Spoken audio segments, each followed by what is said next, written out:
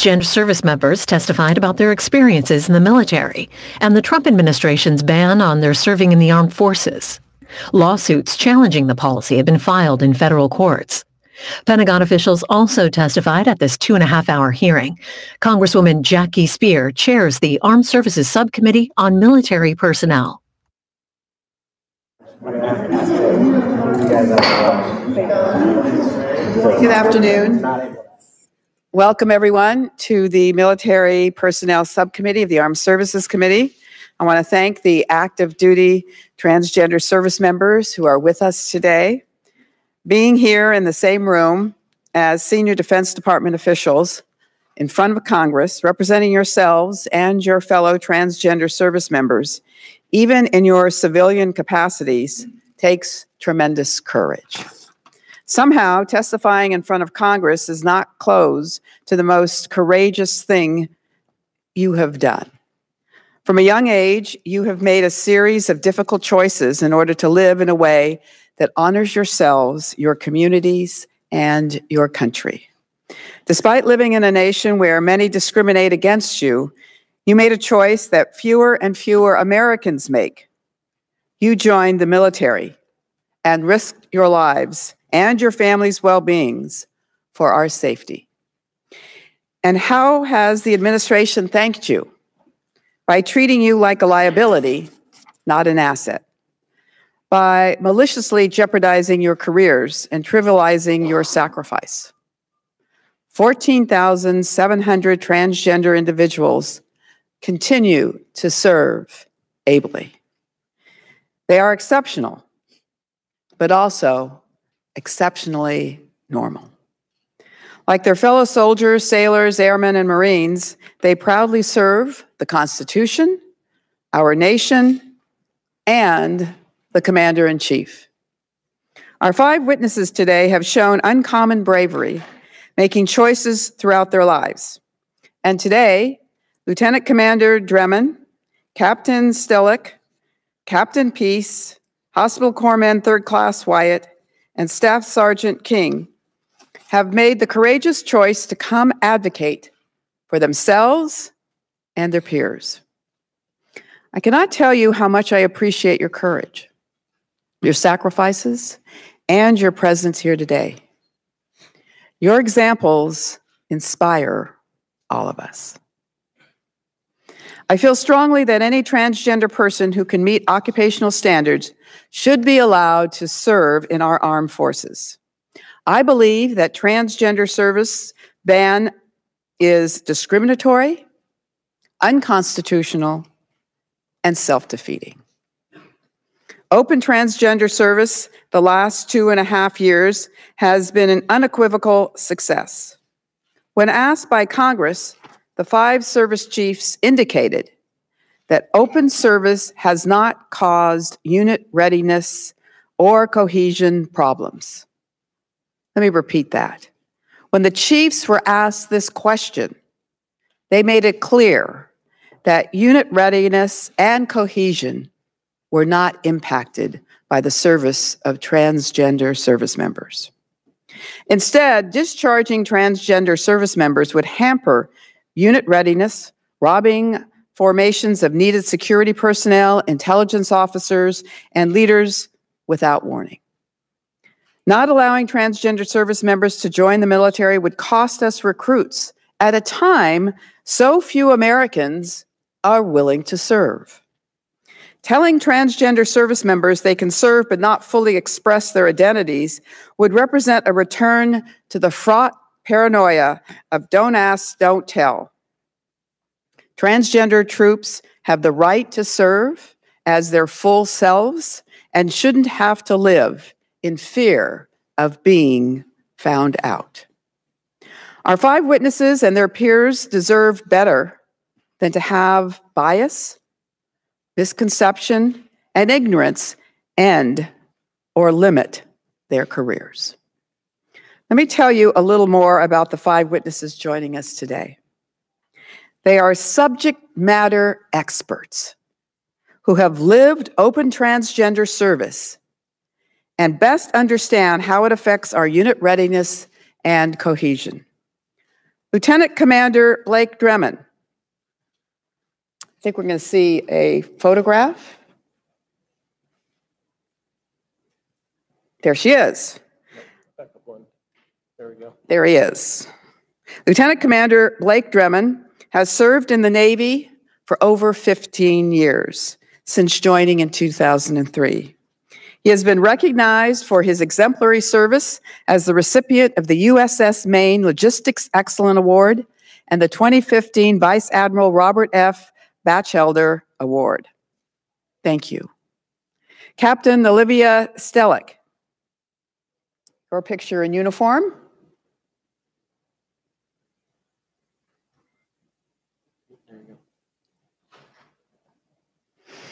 Has been serving in the Army for over 10 years, since commissioning out of West Point as a second lieutenant in 2008. She served as an infantry officer and completed the Ranger course. Captain Stellick deployed to Afghanistan with the Stryker Brigade Combat Team. Her personal awards include the Bronze Star Medal and the Meritorious Service Medal. Thank you. Captain Jennifer Peace has served for over 15 years, since first enlisting in the Army in 2003 and commissioning as an officer in 2009. Through numerous combat deployments to Iraq and Afghanistan and positions of command, she has excelled as an intelligence officer. Now selected for promotion to Major, Captain Peace's awards include the Meritorious Service Medal and the Joint Service Commendation Medal. Thank you. Hospital Corpsman, 3rd Class, Akira Wyatt, emigrated to the United States from the Philippines at age 15. She has served over 7 years since enlisting in the U.S. Navy in 2011 and continues to serve as a corpsman with Marine infantry units. She has deployed numerous times across the globe. Her personal awards include the Navy Marine Corps Achievement Medal. Thank you. And Staff Sergeant Patricia King, a combat-tested infantry soldier who has served 19 years in the United States Army. She has deployed to Afghanistan 3 times and has served across the globe. Her awards include the Combat Infantryman's Badge and the Bronze Star. Thank you. Thank you all for your contributions to our nation and to our military. You are the first 5 transgender service members ever to testify openly in front of the House of Representatives. The very first 5. And how fitting that you do it not as individuals, but as a team. How just that you can at last represent yourselves and your peers in front of this body. My colleagues and I need to hear from you, understand your stories, and appreciate what you've done. We have the opportunity to pass legislation such as the bill I introduced earlier this month that would allow transgender service members to join and also serve openly. Congress cannot let the administration's discriminatory impulses win out. Before we make that decision, we need to meet you face to face, to look you in the eye, to affirm that service by openly transgender troops is normal, it's necessary, and it is just.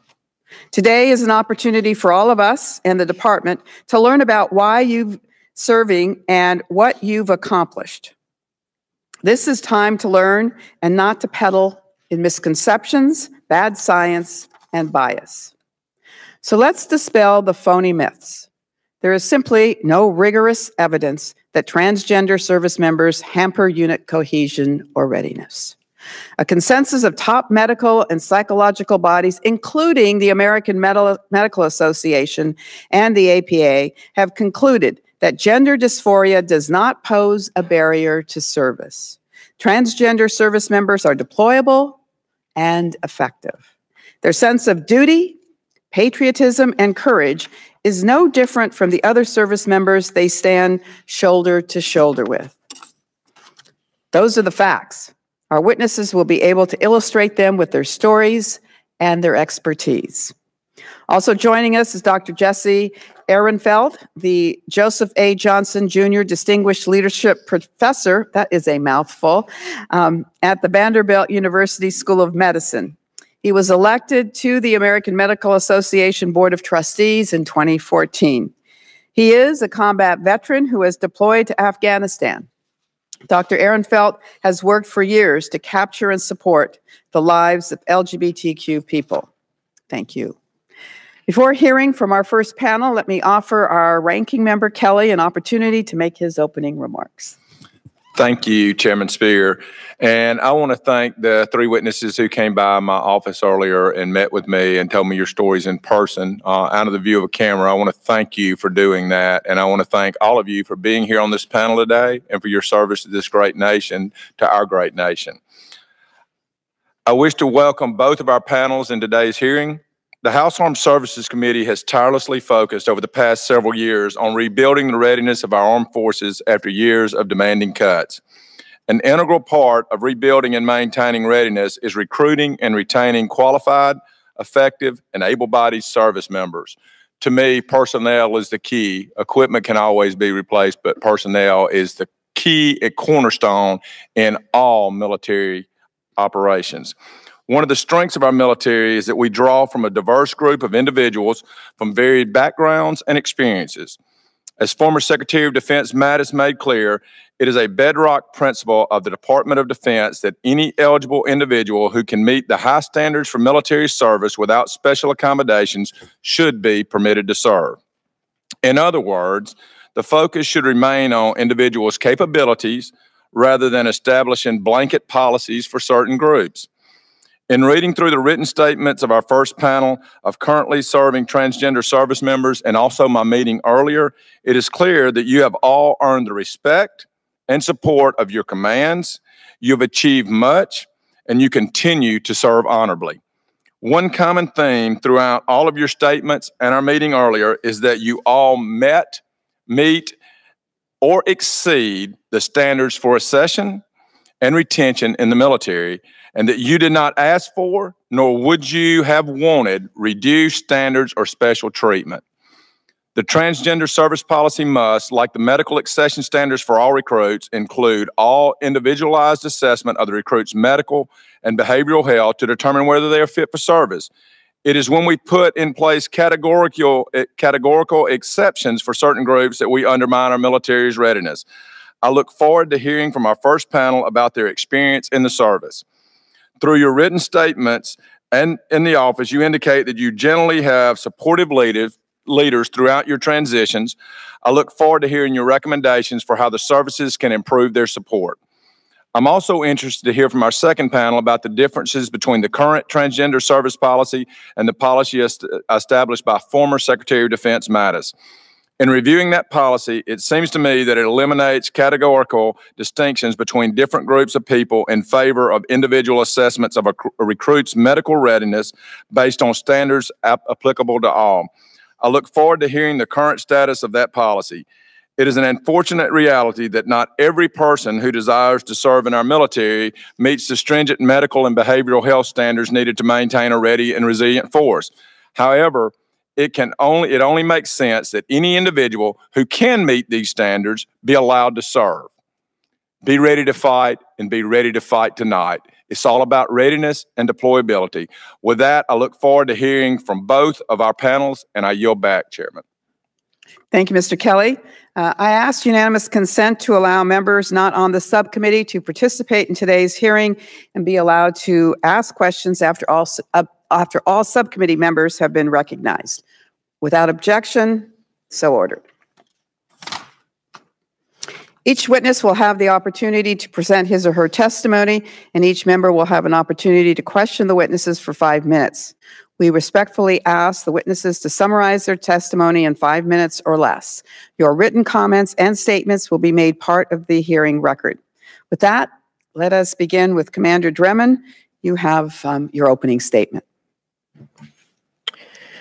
Madam Chairwoman, Ranking Member Kelly, members of the committee, thank you for the opportunity to testify today about our experiences contributing to the readiness and lethality of our armed forces. I am Lieutenant Commander Blake Dreeman, and I am currently assigned as a supply chain manager for the DoD's nuclear enterprise. I have served in the Navy for 13 years, and I have deployed 11 times, including 5 patrols on the USS Denver, 1 year in Afghanistan with the 101st Airborne, and 5 strategic deterrent patrols on board USS Maine, a ballistic missile submarine. I've been told 3 times that something other than my capability to do the job was the reason I wasn't worthy of an opportunity. First, for my gender assigned at birth. Second, for my sexual orientation prior to transition. And third, for my gender identity. In 2010, the Navy changed the policy preventing women from serving on submarines. And in 2011, Congress repealed Don't Ask, Don't Tell. This opened the opportunity for me to be selected as one of the first women to integrate submarines. And for the first time, I did not have to hide my sexual orientation.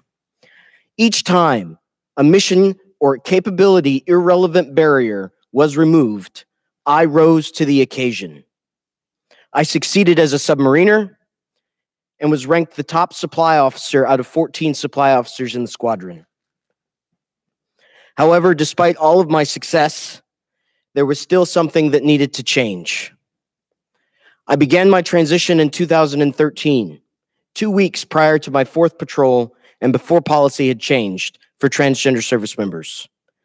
The next year, I was a more confident officer, a better leader, and a better shipmate. It culminated in my ship being named the top boat in the squadron in 2000, and in 2015, I won the Navy League's Vice Admiral Batchelder Award given to the top 5 junior officers for their contributions to the operational readiness of the fleet. Recently, I've served on the Joint Staff and at the Pentagon, and now I'm at a Joint Logistics Command. I've continually exceeded expectations and met all the requirements to be fully deployable. Open service afforded me the opportunity to not only be who I am, but also act as an educator and advocate on behalf of my service members. In my personal capacity as president of Sparta, a nonprofit that supports and educates and advocates on behalf of over 800 service members who happen to be transgender, it is my responsibility to know and understand the policies of all 5 armed services.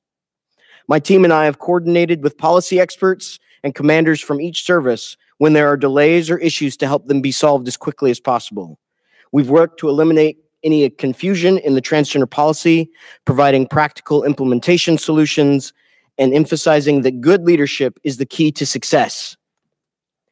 It was the same with women on submarines. It was the same with Don't Ask, Don't Tell. Good leaders can take a team and make it work. Great leaders mold their teams to exceed expectations because it doesn't matter if you're female or LGBT. What matters is that each member is capable and focused on the mission. Each time the military has incorporated a minority group, it was met with the same resistance, citing fears about mission accomplishment, unit cohesion, and morale. Each time it was forecast that sexual harassment charges or privacy issues would be rampant.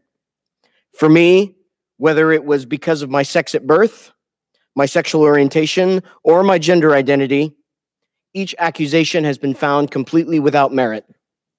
We've busted myths that women can't be submariners, that gays and lesbians will be a detriment to unit cohesion, and that trans service members are incapable of service. Readiness and lethality of our military cannot be maintained by closing the doors to the best and brightest our country has to offer. It just so happens that some of the best and brightest we have to offer happen to be transgender. Thank you very much. Captain Stellick. Ma'am, sir, good afternoon. Members of the committee, good afternoon. My name is Captain Olivia Stellick. Ever since I was a kid, I wanted to be in the Army. In 2004, I followed in my dad's footsteps and went to West Point. I graduated from the United States Military Academy in 2008 and commissioned as an infantry officer. I spent nearly 6 years as an infantry officer as both a platoon leader and a staff officer. And during that time, I discovered I had a passion not just for the Army, but for taking care of soldiers. I decided to become an Army physical therapist because I believe that soldiers deserve medical providers who've walked in their shoes, who understand what their life is like and who've lived it. I have. I've led the long ruck marches. I've spent the long nights out in the field in the rain and the cold. I've endured weekend training. I've also earned my Ranger tab and my expert infantry badge, as well as my airborne and air assault wings. I've lived a soldier's life. I graduated from the Army's physical therapy program in 2016 and was assigned to the hospital at Fort Carson in Colorado. A year later, I heard that a brigade at Fort Carson would be deploying to Afghanistan and that their current physical therapist wouldn't be able to go because she was pregnant. We had a short discussion, and a short time later, we switched places so that I could go to Afghanistan with the unit. The unit otherwise wouldn't have had a physical therapist for that deployment. Despite my desire to return to an infantry unit, I had some concerns. I had excelled as an infantry officer, earning top marks from my commanders, but I never quite fit in. In 2016, when the ban on transgender service was lifted, I took steps to change that and began my transition.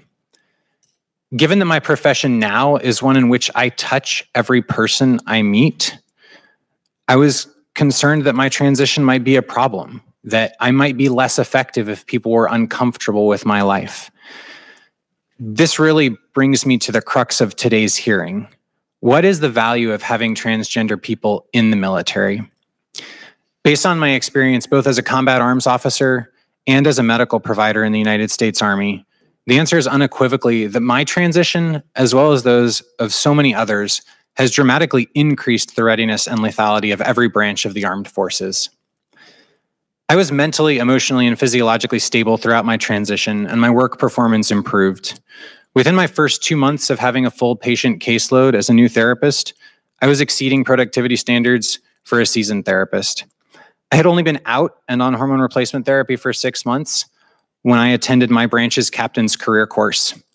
Per Army regulations at that time, I passed the PT test on male standards, graduated 8 out of 107, and was asked to come back and teach as a guest instructor. More recently, I served as the physical therapist for the eastern region of Afghanistan, where I treated over 1,700 patients. My care resulted in a less than 1% medical evacuation rate within my brigade for musculoskeletal injuries. It's clear that my presence in Afghanistan dramatically improved the readiness of my unit. But more than the numbers, I'm proud that my soldiers trusted me and knew that I would go out of my way to take care of them. Soldiers matter to me, and they're the ones who will suffer if medical providers and leaders like me are banned from service. Has my transition made soldiers uncomfortable? Absolutely not. On the contrary, during my recent deployment to Afghanistan, soldiers opened up. They talked to me and told me things they never would have before, things that they said they've never told other people. I asked them why, and the consistent answer was that they valued my authenticity, my courage in being myself. It allowed them to do the same thing.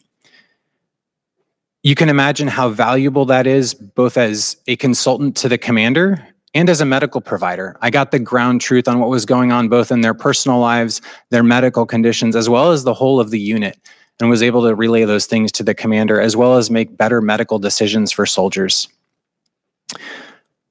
While I was concerned that my presence might feel invasive to other women, I can tell you that they welcomed me into their lives, all of them, and into their living spaces with open arms. I was family. I returned to the United States from Afghanistan just over a month ago. My experience in Afghanistan has only confirmed what I already knew, that I am a more effective soldier, officer, and physical therapist having gone through transition. I belong in a combat arms unit taking care of my soldiers. I worked tirelessly to ensure that nothing could jeopardize that, and I continue to do so. It might be tempting to say that I am the exception, but that's simply not true. Transgender service members around the world have done the same thing, add to the readiness and lethality of the United States military. Transgender people should be allowed to join the military. People who are in the military should be allowed to seek health care for whatever issues they might have, whether it's trans-related or not. And those of us who are serving openly should be allowed every professional opportunity that every other soldier is. Thank you for your time, and I look forward to your questions. Thank you, Captain. Captain Peace. Chairwoman Speier, Ranking Member Kelly, and members of the committee, thank you for your time this afternoon. My name is Captain Jennifer Peace. I'm a military intelligence officer currently assigned as the executive officer for the Iranian division of the Defense Intelligence Agency at Joint Base Anacostia Bowling. I've been in the military for 15 years, 5 of those as an enlisted service member, and almost 10 years as a commissioned officer after going through the officer candidates course in 2009. I was a non-commissioned officer of the year in 2008 at Fort Huachuca, Arizona, and I was the distinguished honor graduate for the Military Intelligence Captain's Career Course. I've had a number of accolades throughout my career, but as Captain Stellick said, I don't consider myself to be an exception, but rather a prime example of what any other transgender service member could do. My most recent assignment was as a company commander, built upon years of experience to deployments to Baghdad, Iraq, Kandahar, Afghanistan, Malaysia, Japan, South Korea, and other locations across the world. When I took command of the headquarters company, 189th Infantry Brigade, my brigade commander was asked, is this a social experiment, making a transgender person a company commander? My brigade commander, an infantry colonel, very clearly stated, I do not experiment with command positions. They're too important. I served as a company commander for 18 months, leading soldiers across the United States to train National Guard and reserve units who were preparing to deploy overseas. I went to the field with my unit. I trained with my unit. We were out for extended time periods in the field, in the deserts of California and in the forests of Wisconsin. There were never any issues that arose due to being transgender. And between the time of the initial announcement of open service and then the tweets by the commander-in-chief, the fact that I was transgender never came up. It wasn't something that needed to be discussed. And it is only since this issue has arisen again that it has even been talked about in my unit. I can certainly understand the issues of readiness as a company commander. Readiness and morale were 2 of my primary concerns as a company commander. And what I can tell you is that no one cares about readiness more than a company commander. I will be the first person to kick out a transgender service member if they are not able to meet the standards, if they are unable to deploy, engage, and destroy the enemies of the United States. There should be absolutely no adjustment of standards, no different standards for trans people than anyone else in the military. All we are asking for is the opportunity to meet and be held to those exact same standards. I think it's also important that we disabuse ourselves of the fact that this policy only impacts those who would like to join the military, that it doesn't affect active duty trans service members. The first thing that will happen is all of those who are currently serving will be locked into their career where they can no longer advance. Enlisted soldiers cannot become warrant officers. They cannot become officers in the United States military. If you're required to leave service for any period, you will not be allowed to rejoin. If there are any programs that you're attempting to get into, such as going to college, that will require you to exit and leave the military, even for a period of minutes, in order to rejoin and reassess, you will no longer be allowed to. But then you also have to look at the fact that now the commander-in-chief, the vice president, the secretary of defense, and the secretary of state have all said that I am not qualified to serve in the United States Army despite my 15 years. If I'm sitting on a board looking at evaluations for promotion, for schooling opportunities, or to invest additional resources into a transgender soldier, am I going to do that knowing that the chain of command at the highest levels had said this person shouldn't be in the military? If I know that the President of the United States is making a concerted effort to kick this member out, am I going to continue to invest my limited time, energy, and resources in allowing this soldier to continue to serve? Or am I going to let their careers languish as I focus on those who I know will be around tomorrow, due to no fault of their own, due to no limitations that they possess, but due to the choices of the President of the United States?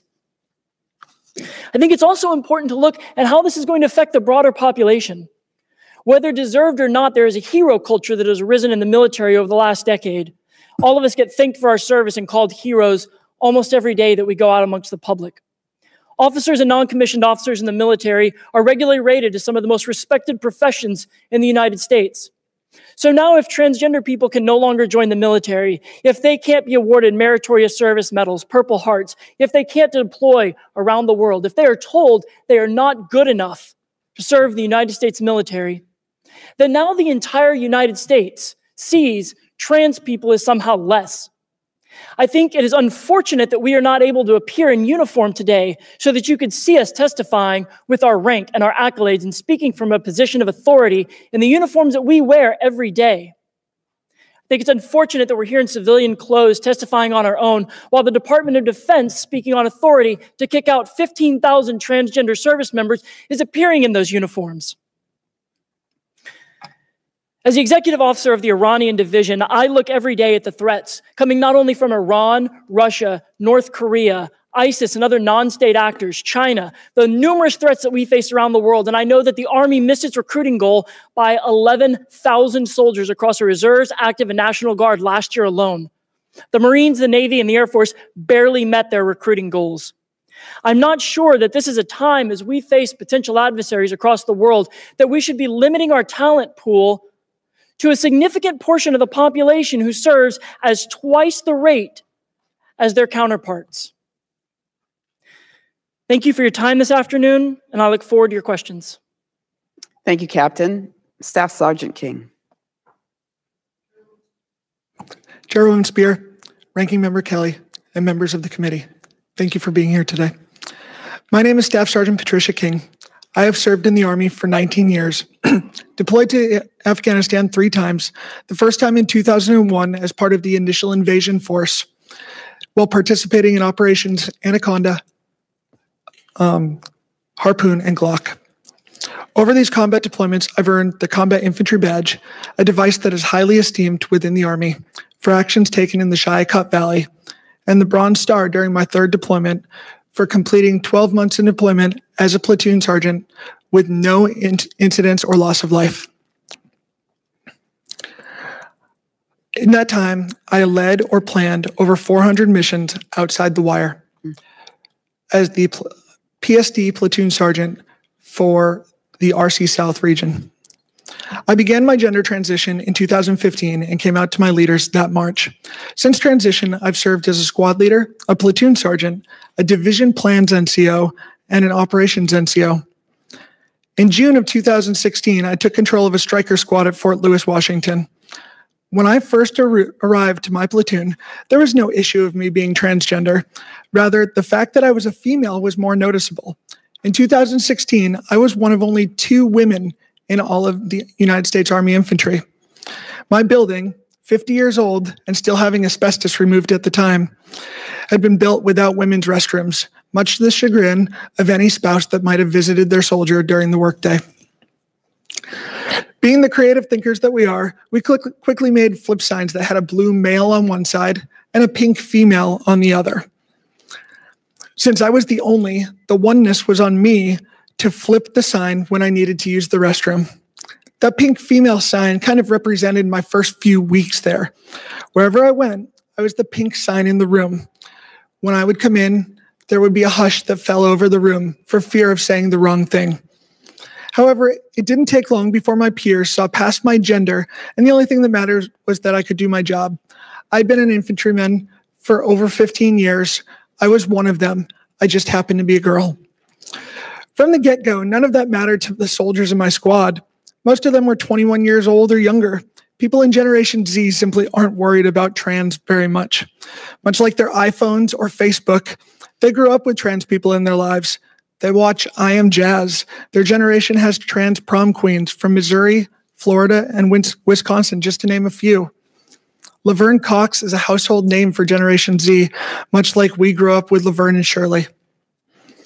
My squad quickly gave me the nickname Squad Mom. For us, this was a term of endearment. There'd never been a squad mom in the infantry before this. I was given an old striker. It happened to be one of the oldest in the Army and one of the worst maintained in our battalion when I received it. And a hodgepodge squad of soldiers, each with different backgrounds from around the world and around the country. But we quickly became a team. I let them know that that they were my soldiers. And as my mother always says, I only work with stars. Within a month, we made our striker the best in battalion. We lived in the motor pool because the striker is how we get to work. And as it became the best in battalion, my squad became the most cohesive as we worked together. This is because each of us felt able to bring our whole self to work. There were no secrets. There was no false bravado. There was no hiding. My authenticity inspired that of my soldiers, along with strong leadership and hard work and solid training. We built cohesion in a way that I have never seen in my 19 years of service. That's the value of inclusion. That's the value of having open trans service. From austere conditions in the field to deployed conditions in combat to life in the barracks, I have witnessed firsthand that troops want strong leaders, leaders who care about them, leaders who can inspire them. They don't care if that soldier is trans. They don't care if that leader is gay or bi, white or black, male or female, and they don't care which bathroom or shower you use. The question that resounds in their mind are, can you do your job and accomplish your mission? Can you put rounds on target in the heat of battle? Can you look out for your troops' best interests? If a soldier's leader can do those things, everything else really doesn't matter. Thank you for the opportunity to provide my perspective, and I look forward to any questions you have. Thank you, Staff Sergeant. Now we're going to hear from Hospital Corpsman, 3rd Class Akira Wyatt. Good afternoon, Chairwoman Spears, Ranking Member Kelly, and members of the committee. My name is Akira Wyatt. I have served in the Navy for 8 years, and I'm a Hospital Corpsman 3rd Class Fleet Marine Force, currently stationed at USMC Camp Pendleton, California. I grew up in the Philippines and migrated to the US at the age of 15. My father, a retired US Marine, and my mother showed us that freedom fosters a person's chances for success. And in bringing us here, gave us the greatest gift, a chance to achieve high goals and to contribute to society. The Navy and my Marines has now become my extended family. For the entirety of my service, neither my sexuality nor my gender identity has led to any disruption among my comrades and peers. In fact, there has been nothing but positivity. Living our truths has made us all stronger, fully engaged, and more devoted to our duty.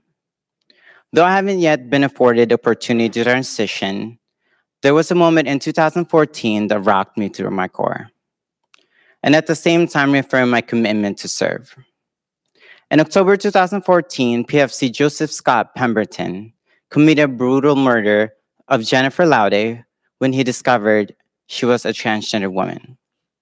At that time, my ship was docked in Subic Bay, contributing to joint training exercises with Philippine forces. I was briefed that PFC Pemberton was to be escorted to the ship for follow-up on care while in custody of the Philippine police. I had only heard the headline, "Marine Kills Transgender Pinay." And I didn't think much of it. I was pretty naive until I saw him face to face. During his workup, I looked into his eyes and it shook me. Cliche as it may sound, I saw darkness. He felt cold and was without remorse for what he had done. In his presence, I thought it could have been me. I felt the painful moments before Jennifer's death. Regardless, I had a mission. A mission to do as this Marines corpsman. It doesn't matter who I am. I'm here to treat everyone with dignity, respect, and give them the medical care they need. My duty is to be my Marines' doc, and that is what I'll always do. Ironically, after that encounter, I decided to transition regardless of the senseless violence that could be directed at me for who I am.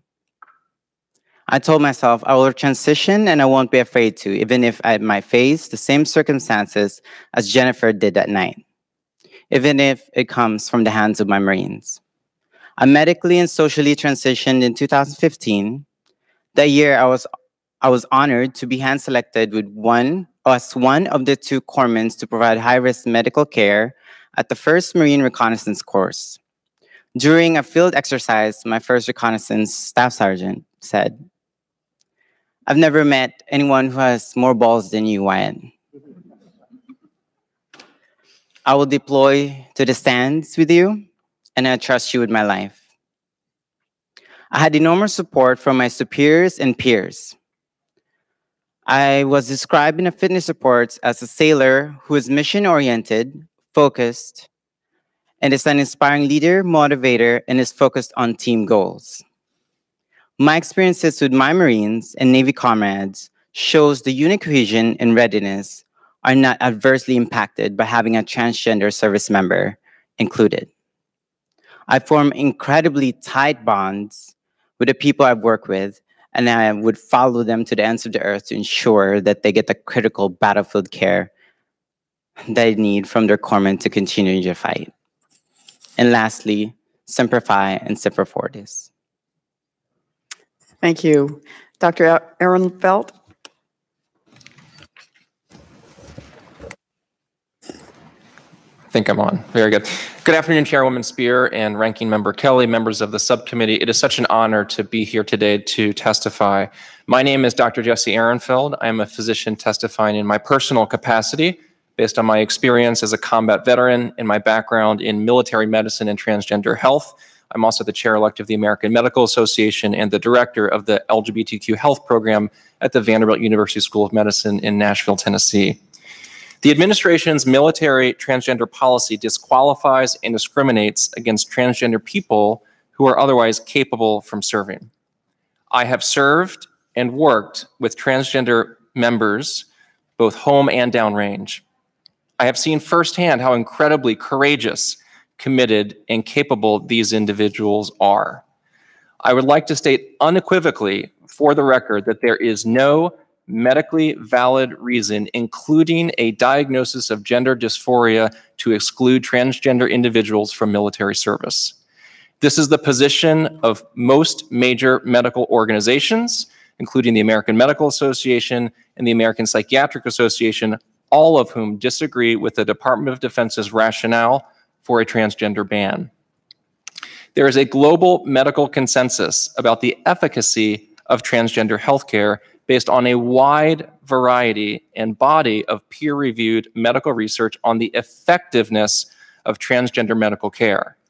Because of the clear evidence that gender transition is effective in treating gender dysphoria and can improve the well-being of transgender individuals, most third-party payers, including Medicare, provide coverage for these services.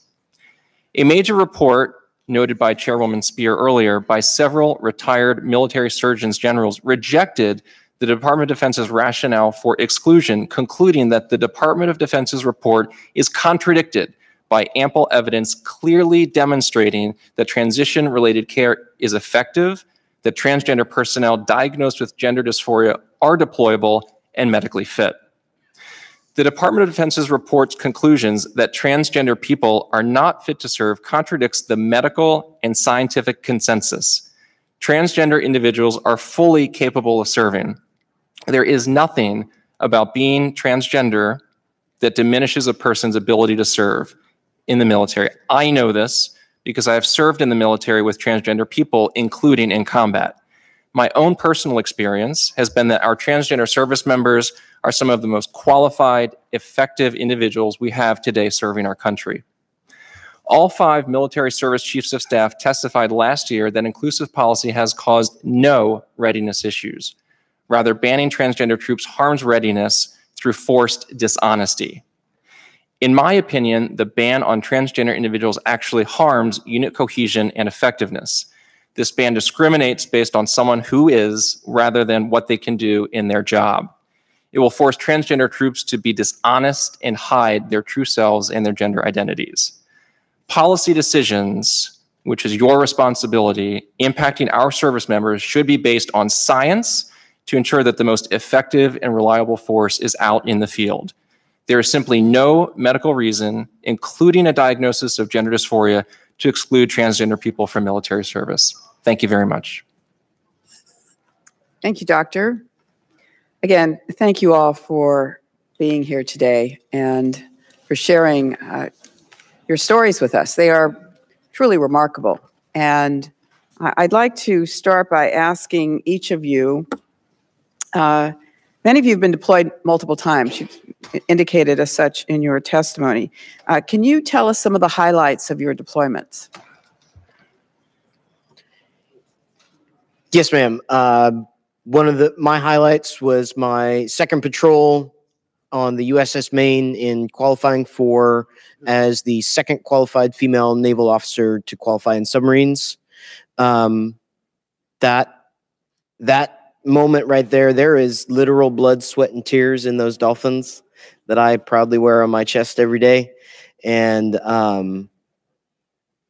those are the highlights. My transition is a backdrop of anything regarding my 11 deployments, whether it's trips to the Philippines, trips to Hong Kong, or just camaraderie of spades in Afghanistan every Friday night for about 3 hours and a pack of cigarettes. So those are the highlights of my deployments, ma'am. Captain Stellick. Ma'am, I was sitting at my desk one day, and my clinic NCOIC came over and said, "Captain Stellick, we got a call from some guy out in Western Afghanistan." And so I went to answer the phone, and the first question I asked was, "How do you even know who I am?" Turns out it was a Ranger medic assigned to some Special Forces unit who had heard about me from his friends at a different Special Forces outpost that I had been invited to go take care of those folks. And he said, "We heard great things about you, and we want you to come take care of us." I was kind of floored, right? Because I came to this deployment wondering how my transition would affect my relationships with soldiers and with command. And to have somebody who didn't know me, didn't know my unit, had never met me, and ostensibly knew that I was trans because he found out about me from folks that I had worked with, found my phone number and got a hold of me to say, "Can you please come take care of us?" That was a pretty remarkable thing to me. And while I didn't end up going because it wasn't the most effective use of resources, there was another physical therapist going that way. It was pretty remarkable, and working with soldiers across that country in a deployed setting was absolutely amazing. Thank you. Captain Peace. Ma'am, so my first deployment to Iraq, I actually wasn't called upon to deploy. I'd been stationed at Fort Huachuca for a number of years and had not deployed yet. So I went to our operations and I said, "How can I get to Iraq?" And the only position that they had open at the time was I was an electronics maintainer, and this was for an instructor of the new intelligence systems, the distributed common ground station for the Army.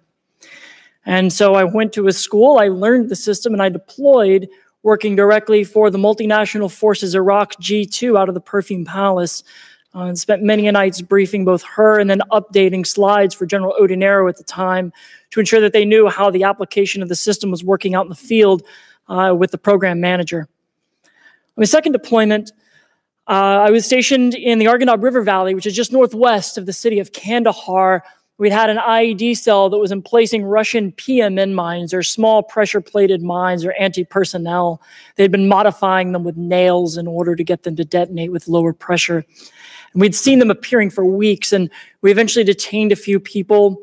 Myself and one of my soldiers, I was a lieutenant, stayed up for, it must have been 24 hours, working on translating some documents, going through some of the evidence that we had and some of the collection that we had requested.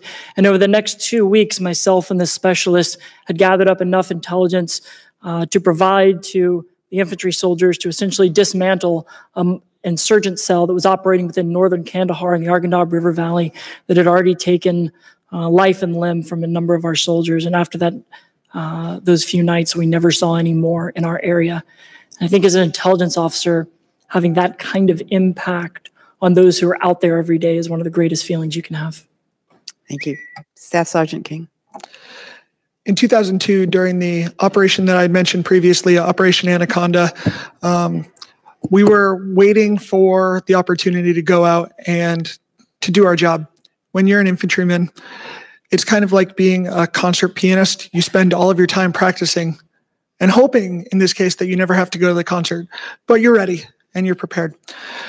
Finally, we found out that there had been some issue with some special forces and some Rangers, and they needed help from conventional forces.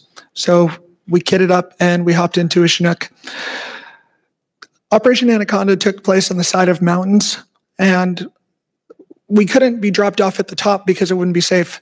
So the helicopters backed up to the side of the mountain. It's one of the most amazing things you've ever seen.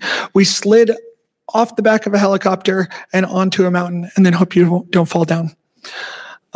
We walked up and down mountains for a couple of days. I remember one of the more surreal moments was we had realized that the Air Force had been dropping some cluster bombs.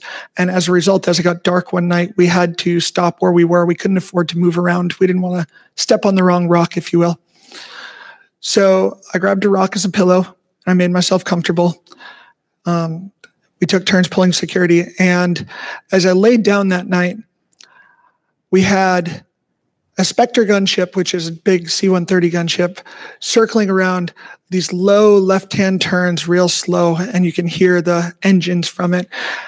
And that was our lullaby.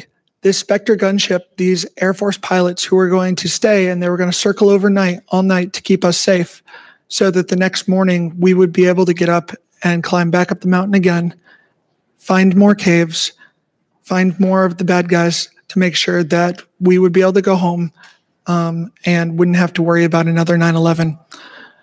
More recently, I was asked to be a squad leader in a PSD, a personal security detachment.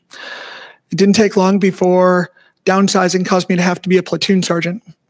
And then halfway through my deployment, we had even more downsizing, and I was asked to be the platoon leader. Our platoon leader had to leave. So I was the platoon leader and platoon sergeant for a 34-soldier personnel security detachment, leading 400 missions. And one of the craziest parts was that it was to protect folks like yourselves. When you're in the PSD for an RC, it's so that the generals there and visiting leaders from within Congress and the DoD can come and be safe. So it was one of the biggest responsibilities that I'd found myself in, because every one of those missions was to make sure that people like yourself came home safe, but also to make sure that my soldiers were. At the end of 400 missions, I have to attribute every bit of the success that we had after that year to the vigilance of the soldiers that I had and the team that we were able to build over that year. To come home in 2002 after having dealt with the trauma that we had in Operation Anaconda, and to compare it to 2014, where we were able to have so much success, it feels good to lead those soldiers and to be so successful. Thank you. Hospital Corpsman Wyatt. First of all, Madam Chairman, the opportunity for me to serve with 1st Marine Division, specifically 21 and 35, those are the best highlights of all in my career. And to be able to be a line corpsman for my Marines, and to be able to work with Naval Special Warfare Reconnaissance course in SOI Camp Pendleton. Thank you. Last question, I'm Ehrenfeld. Did I say that right? Thank you. Can you explain how an individual's transgender status impacts medical readiness and ability to meet standards? Certainly, it's a wonderful question. Scholars, medical experts all agree that transition-related care is reliable, safe, and effective. And unfortunately, if you read the Department of Defense's implementation report, there are a number of erroneous assertions and mischaracterizations about the scientific research on mental health and fitness of individuals with dysphoria. I didn't get a chance to answer my favorite part about deployment, but I'll tell you a story, which is that when I was in Afghanistan toward 2014, serving as a division officer at the Roll 3 in Kandahar, I got a call from an Air Force colonel who said, "We have a service member I need you to take care of." I said, "No problem, ma'am. What's the issue?" And she said, "Well, the issue is he's transgender." And I said, "Not a problem. We'll take care of it." And the thing about that is I was surprised to find a transgender service member deployed with us, given the current policy at that time didn't allow for open service. And yet here was this person. We took care of that individual. He did fine, was able to continue onward. But what I'll say from that experience is that it's consistent with the department's own data that 40% of service members diagnosed with gender dysphoria deployed to the Middle East are able to serve and don't have any limitations because of their transgender identity. Thank you. Ranking Member Kelly. Thank you, Chairman, and thank each of your witnesses for your testimony again. I had the opportunity to meet with 3 of the panelists today, and during that meeting, we discussed the importance of every service member being able to deploy. And Captain Peace, I don't know that I can say it any better than you said it. you want your folks to go down range. And when you gave your opening statement earlier, I don't know that I can say it any more succinct. So I thank you for that statement. And I know that you meant it from our earlier discussions, and I really appreciate that. I'm hoping that each of you can explain what impact your transition had on your deployability and what your expectations are for other soldiers who are doing the same. And we'll start with you, Lieutenant Commander. Yes, sir. So my non-deployability time during my transition was at 7 weeks over the course of 3 years. And that only includes 3 medical procedures, none of which happened during a training event, one of which happened in between patrols and before our pre-deployment training time on the submarine. That is less time than a shoulder surgery that is usually elective. They can go on deployment with needing a soldier's shoulder surgery and get it when they come back. My ability to my transition has had 0 impact on any deployments, any readiness issues. I've always been available for training, leading my teams either as a dive officer, which I wasn't very good at, but they tried to make me good at, and or various other training events. I've never missed a single one. Captain Stalett, and I'm sorry about pronunciations. You know, I don't do those well. You're just fine, sir. Sir, I can tell you that my transition has had absolutely no effect, not only on my ability to deploy, but also on my ability to get work done. When I had to go to therapy, for instance, as a matter of kind of routine course of care, I was able to rearrange my work schedule to still cover the same number of patients in a week. When I was required to go to an Army school, I managed to do the same thing and do that without having any effect on the timing of that school. And when came time for me to deploy, there were no issues there. I did all the legwork beforehand to make sure that that wouldn't be a problem, and actually sought out the deployment that I wouldn't necessarily have been part of. Captain Peace. So throughout my transition, which was really over a period of 3 years, and this isn't something that I normally speak about, but I think it's important, I had 4 medical procedures, and my total non-deployability time was right around 4.5 months. 2 months of that over the course of those 3 years was taken on personal leave. It's important to remember that a single pregnancy from a female averages around 16 months of non-deployability, and that can occur multiple times throughout 20 years or more of honorable service. I think what's important is that it's medical professionals and patients who decide what the most appropriate care and treatment is, but the commanders are brought in to ensure that that treatment occurs when it lines up with unit readiness and mission responsibilities.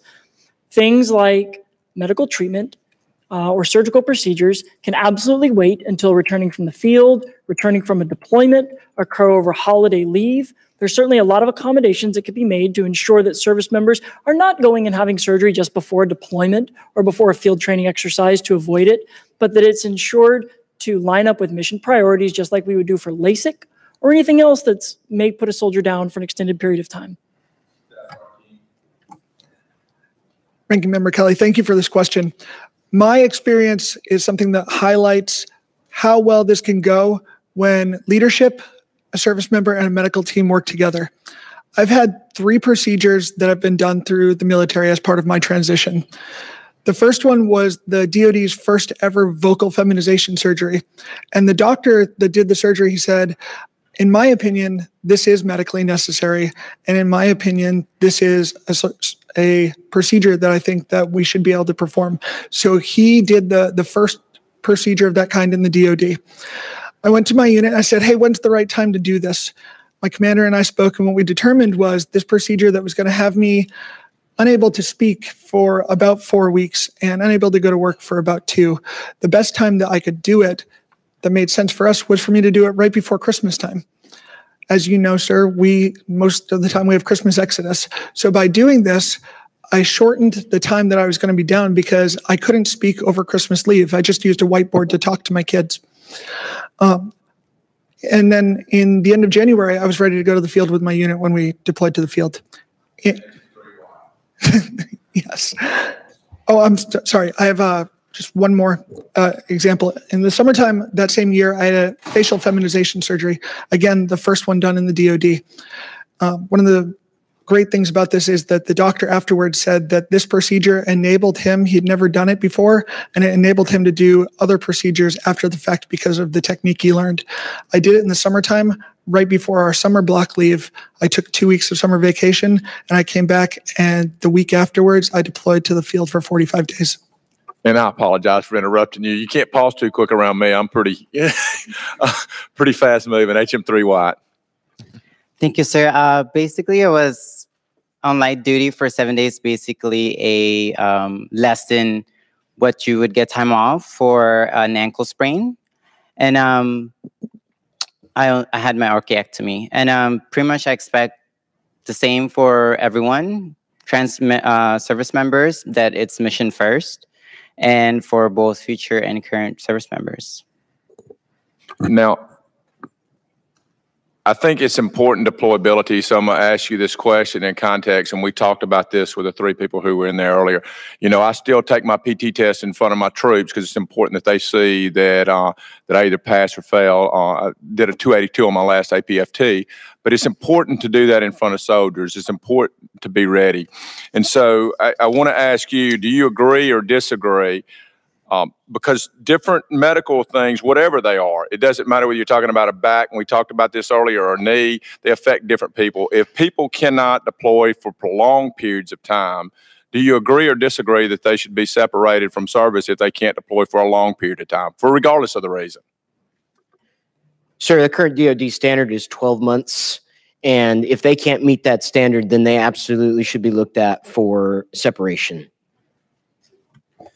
Sir, I concur, and I think that the important point here is that we look at all service members the same, that if you cannot meet the DoD standard of deployability within 12 months for any given medical condition, then you should be separated from service, or at least looked at for the same.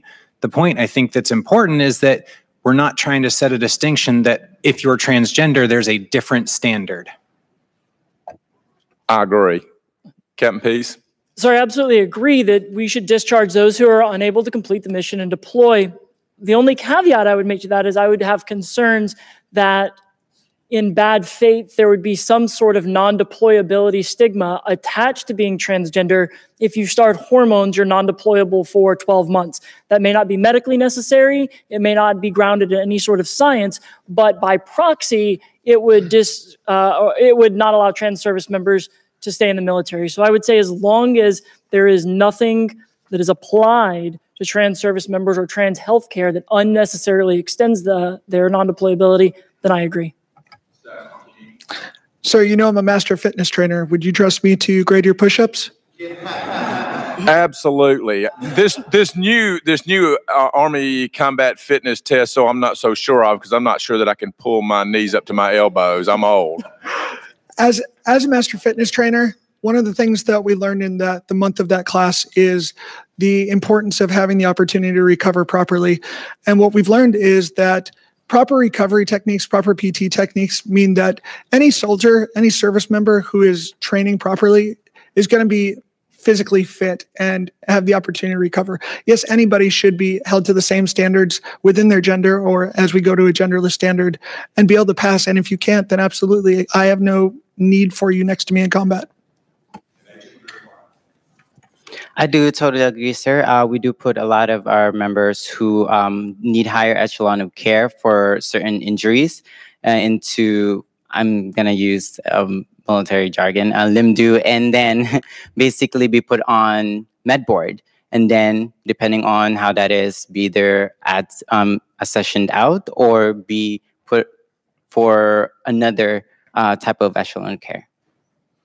And thank each of you for your testimony here today and your service to this great nation. And with that, I yield back, Chairwoman. Thank you. Mr. Gallego.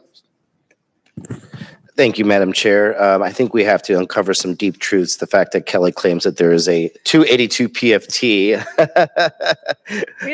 I want to know who's spotting you, because that's a good friend.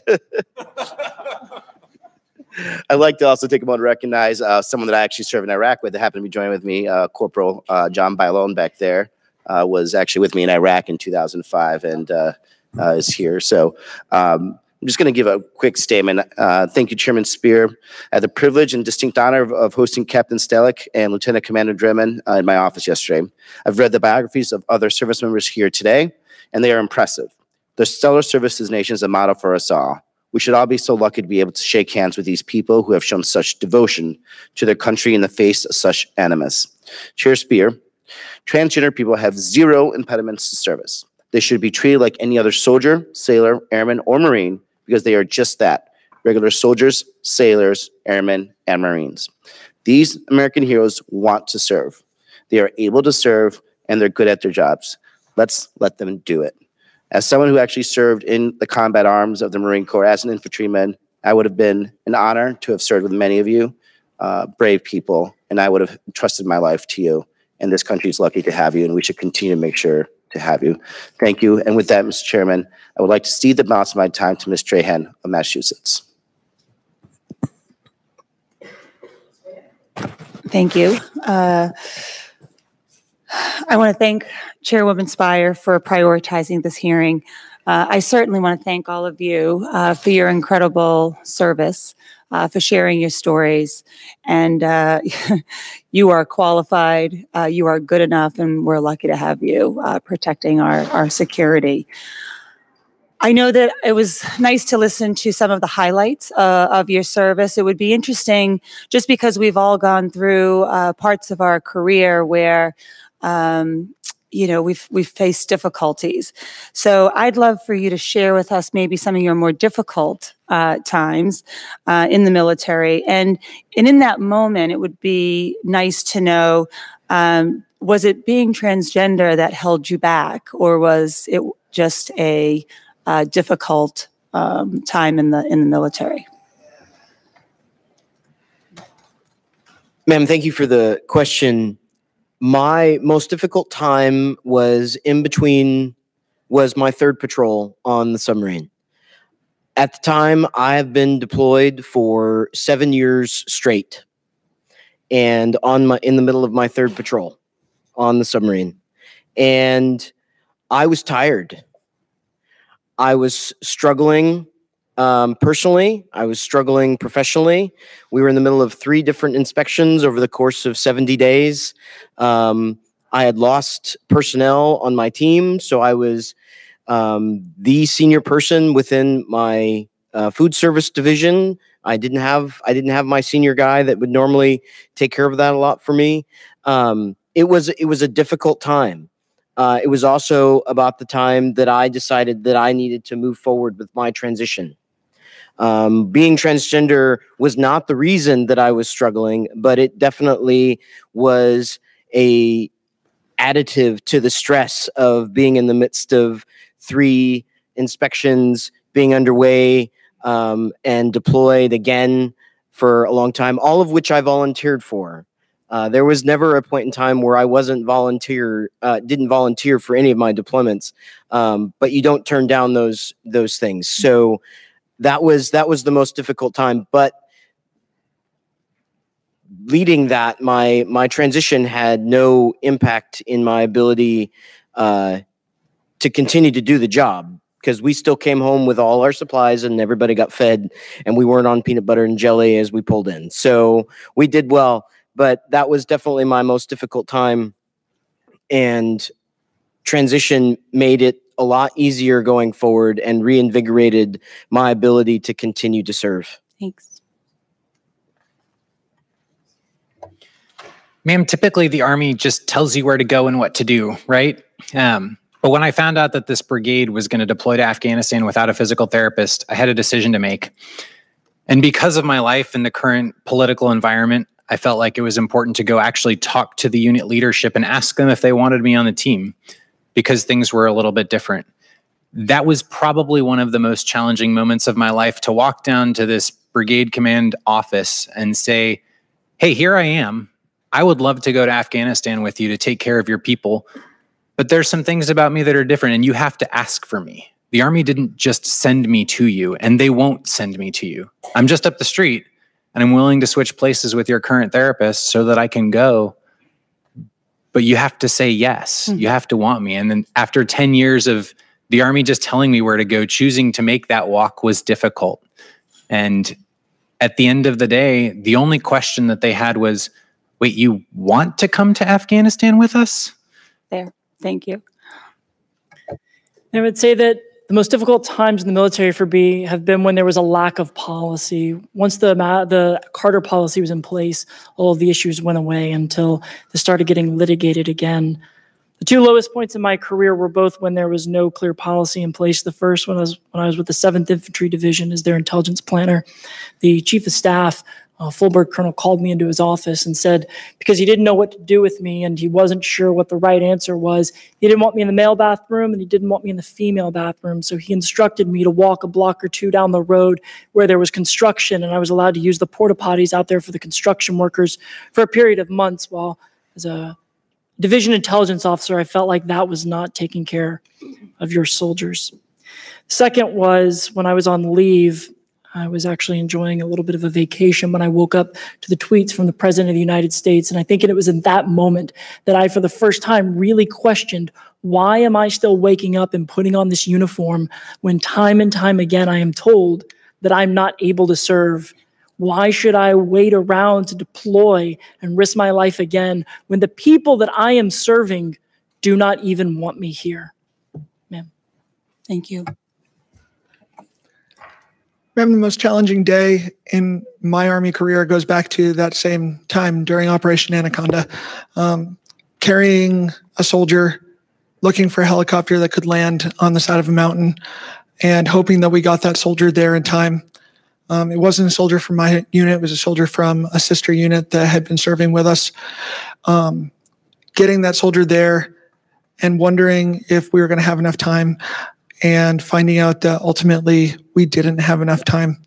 If I had the opportunity to give back the CIB that I earned during that deployment to have that soldier back, I would every single time. Thank you.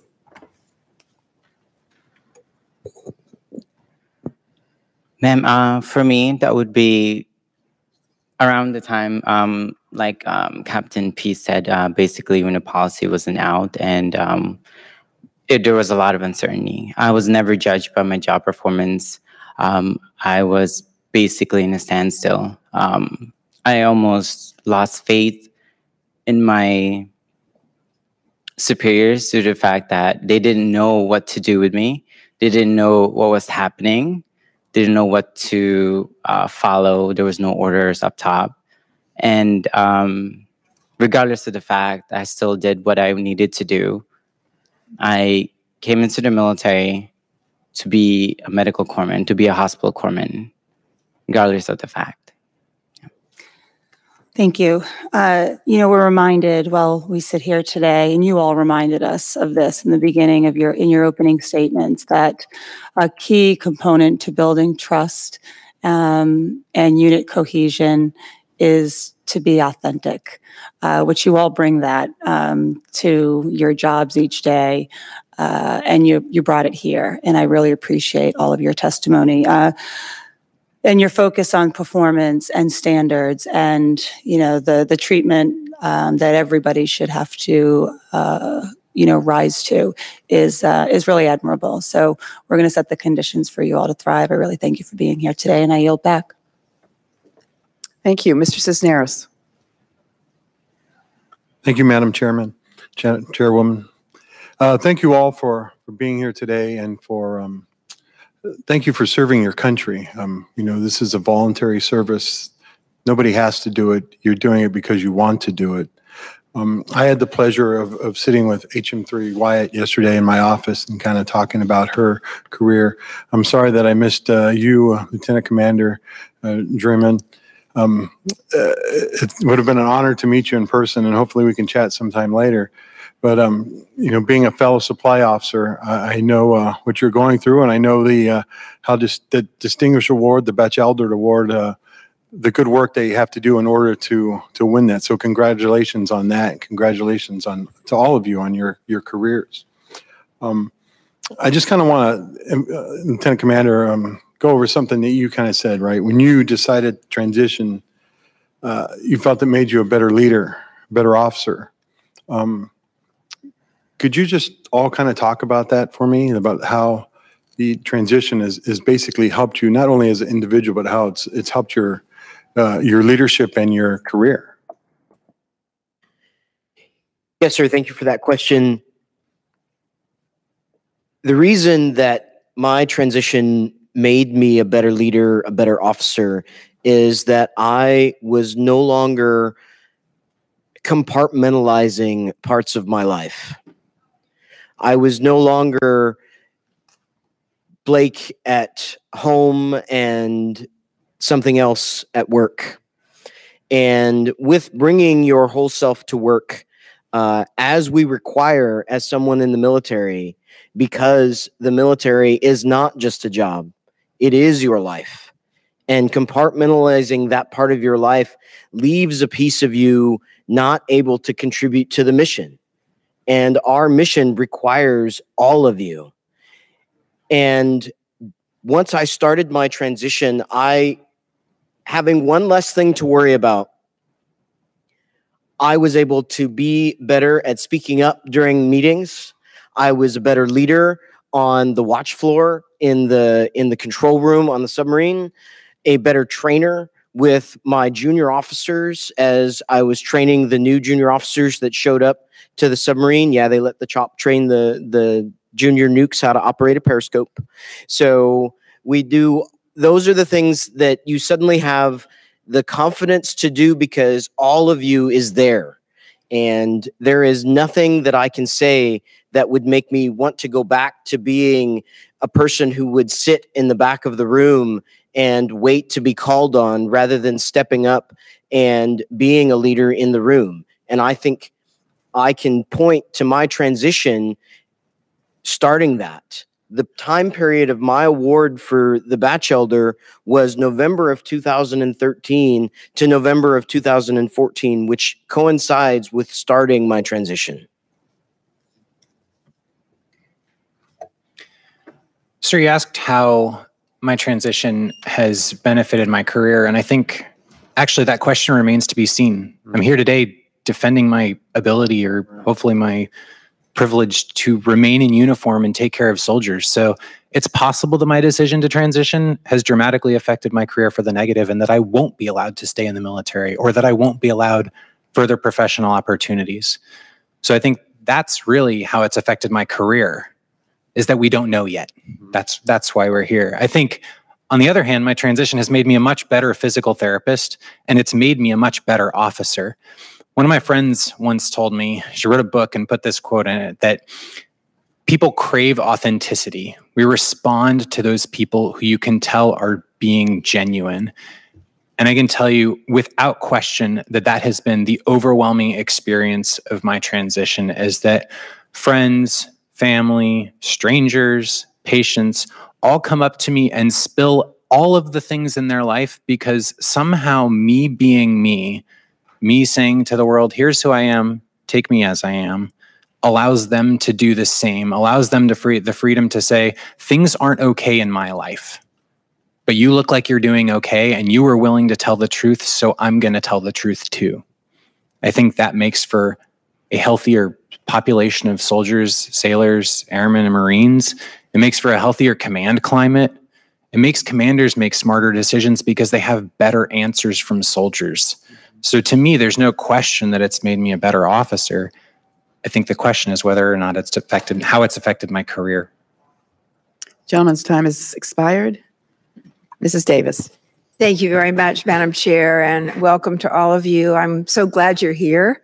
I had the great honor, actually, to chair this subcommittee throughout Don't Ask, Don't Tell.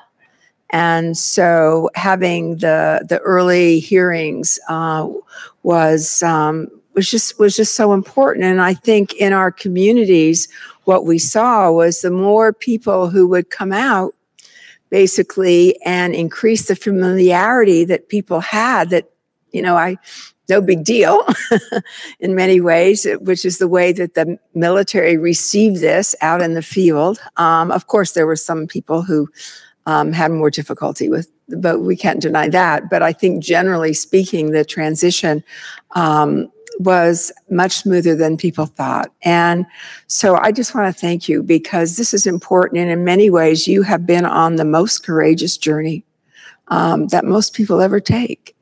And it's just good to have you here and talking about this. What I would like to do, I was going to ask you some of the questions about the lowest day and the best day that you've had in terms of general experience. And you've had a chance to answer that, mainly because we want to get to know you.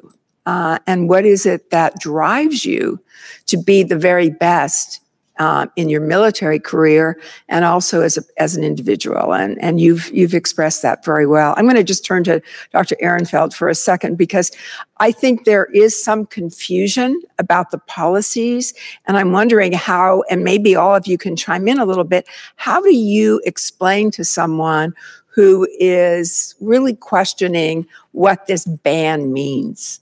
You know, that you're in the service, you've transitioned, and the fact that you cannot obtain medical help if you join as I understand it, if you join the service and you need to go through that transition. I mean, there are some absolute differences in what's being proposed. Can you very quickly just clarify so that I don't leave an impression that could be incorrect? Appreciate the opportunity, ma'am. Thank you so much. The 2016 policy allows transgender people to openly serve and get the same medical care as everyone else, which is something that is deeply important to me as a physician. The 2018 policy does just the opposite. Under the 2016 policy, individuals can transition gender before or during service if medically necessary and continue to serve. Under the 2018 policy, they simply cannot. One thing that's really important is that I think a hallmark and a really important part of the 2016 policy is that it treats everyone the same. And what you've heard from the panel today is that there is no notion that anyone believes that it's appropriate to reduce the standards for what people should be able to do. And I would actually argue that the department's overall approach has been relatively conservative in the first 2 years of understanding what open service looks like. One quick example of that is that beginning a course of hormone therapy should not, from a medical standpoint, require any extended limitations or inability to deploy. The services have been using a 1-year standard. Now, the author of the endocrine guidelines, which the military has been using, actually has stated that a 90-day window is probably sufficient. Mm-hmm. Okay, thank you very much. What do you think people are most worried about? You know, the three big concerns I've always heard are cost, readiness, and morale on units. We've addressed a few of those. A report today came out about cost, whereas over the last 3 years, the entire cost of transgender healthcare in the military has been around $8 million, while over the same time period, we've spent over $1 billion on the military band, and we spent over $240 million on erectile dysfunction medications. So I think that all of those things, the readiness, the cost, the morale issues that we've heard from Don't Ask, Don't Tell, all the way through the trans ban, I feel as if all of those are red herrings for a policy that is based in bigotry, that is based in denying a group that people are uncomfortable with at the policy level, at the administrative level of government, but not within the military. It's not a concern in the military. It's not something you hear about. It's only through the offices here in DC that we hear any of these issues. And my only conclusion from that is that they're not based on people who have served, but they're based on people who have not served in the military and the natural biases that they hold against people they've never met. Mm-hmm. Right. I think that's a good point. The familiarity that not their neighbors, not the people that they invite over for dinner. And that really is an issue that we face in society. Thank you very much, all of you, for being here. Appreciate it. Thank you, Ms. Escobar. Madam Chair, thank you so much for bringing this hearing up and allowing us to participate. And to everyone on the panel, thank you so much for being here to share your expertise.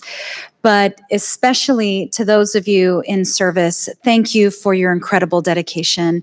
Thank you for everything that you have done for this country, even in the face of what your country has at times done to you.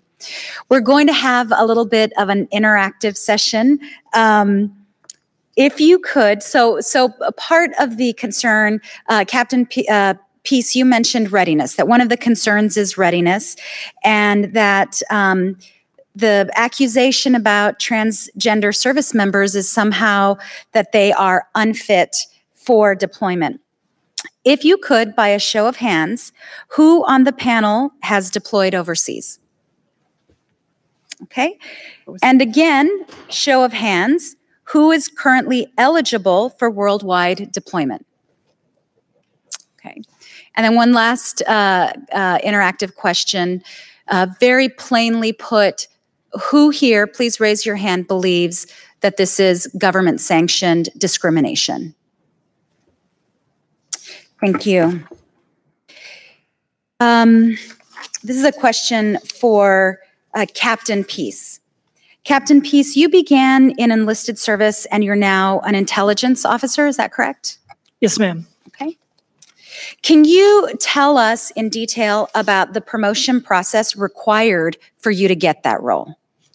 So in order to become an officer as an enlisted soldier, there's a few ways to do it. You can leave service, go through an ROTC academy at one of the schools and commission through there.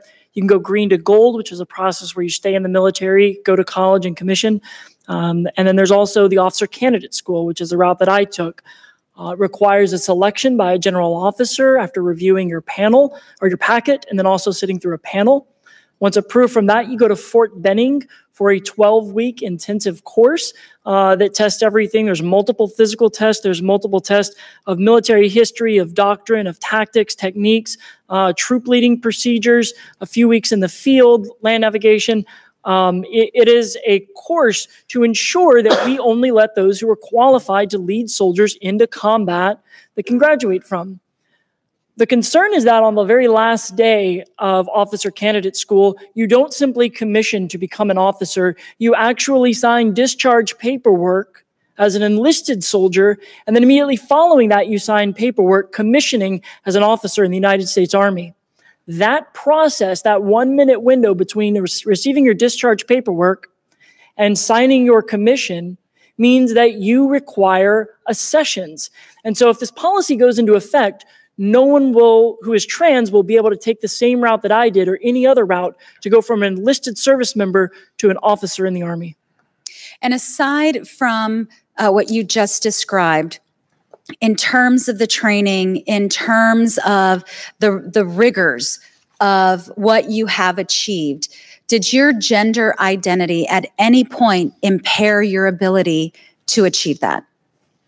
Absolutely not. In any way have I ever been held back because of my gender identity or my transgender status. Thank you. I could easily ask each and every one of you a very similar question. I only get 5 minutes. I believe that the bottom line would be the same for each and every one of you, that the rigors of what you have had to go through have proven that you deserve what you have achieved. It is just that the government is trying to prevent you from achieving all that you can. Thank you very much again for your service. I yield. Ms. Hayland. Thank you, Chairwoman, and I thank you also for having this hearing. I'm happy to have all of you here.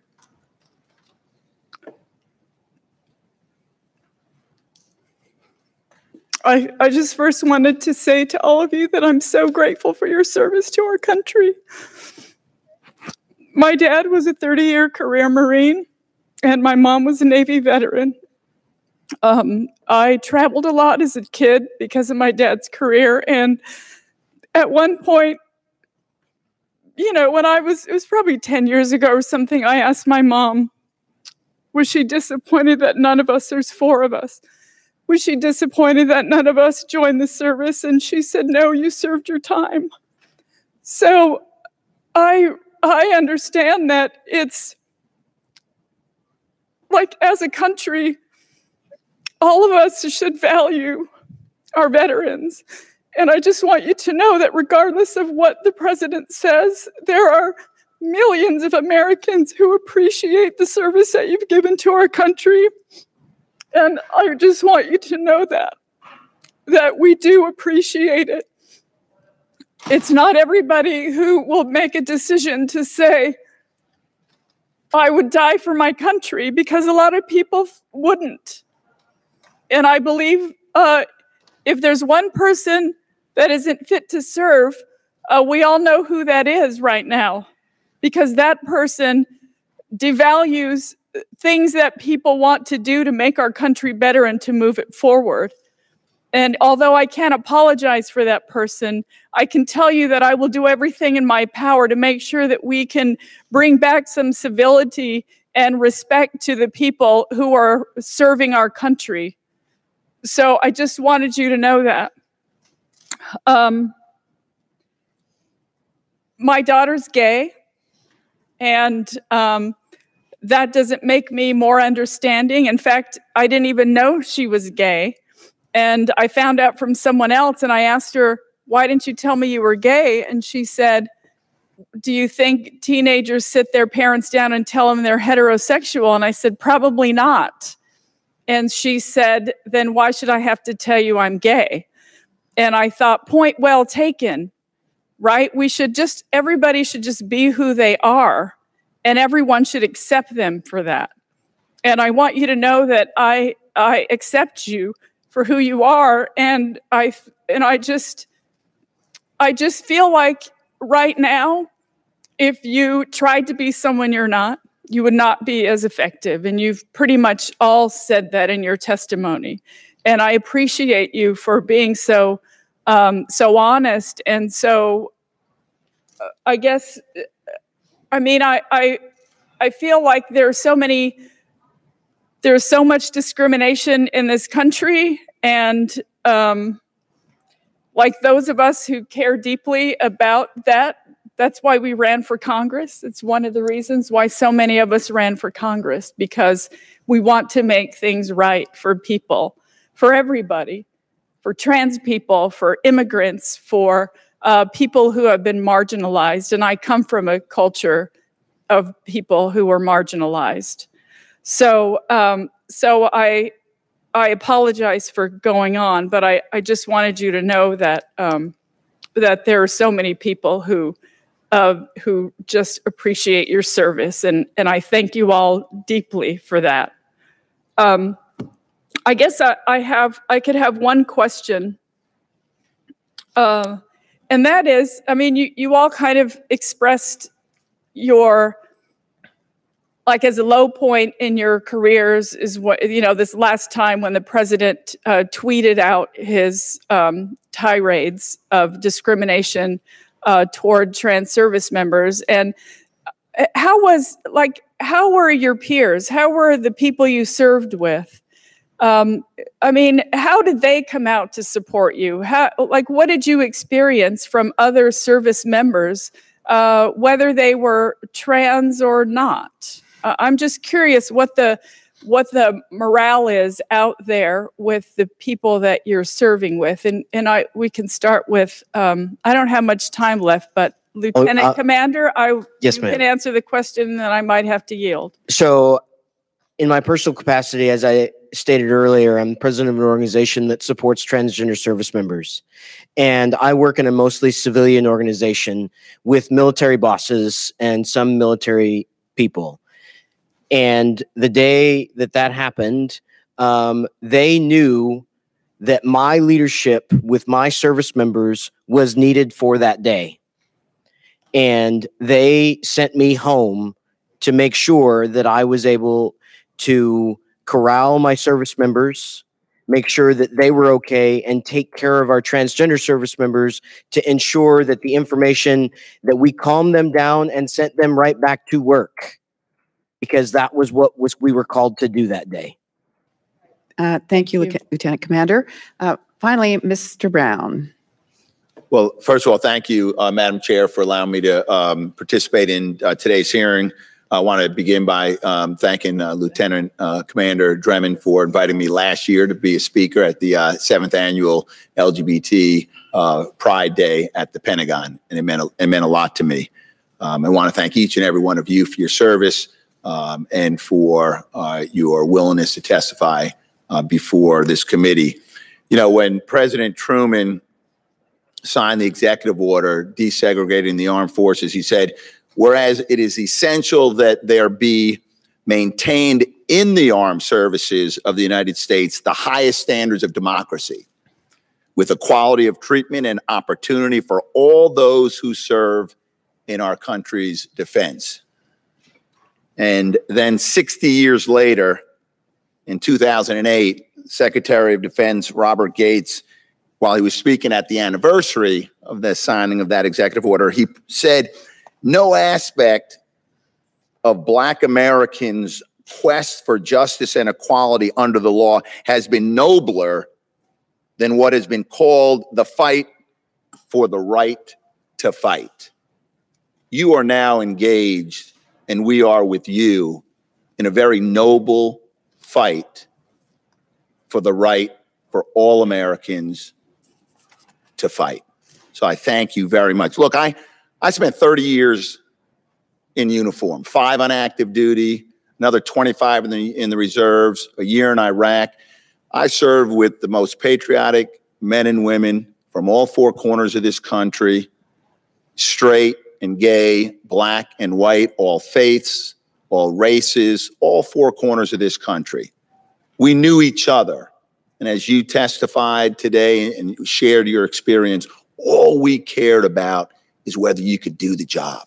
That's all we cared about. And it's my experience in the military, just like yours,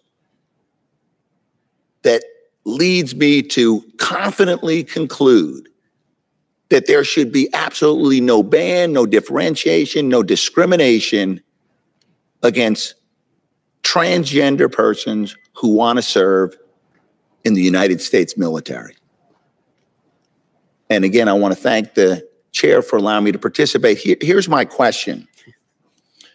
Based on your experience, particularly as you talked about your peers and the reaction from your peers, and also considering that I think all of you served before 2016 as well as after 2016, given that all 5 military chiefs, including the next chairman of the Joint Chiefs, says that transgender service members have not had any effect on readiness, and that 57 retired flag officers say that if you ban transgender service, you'll actually degrade military readiness.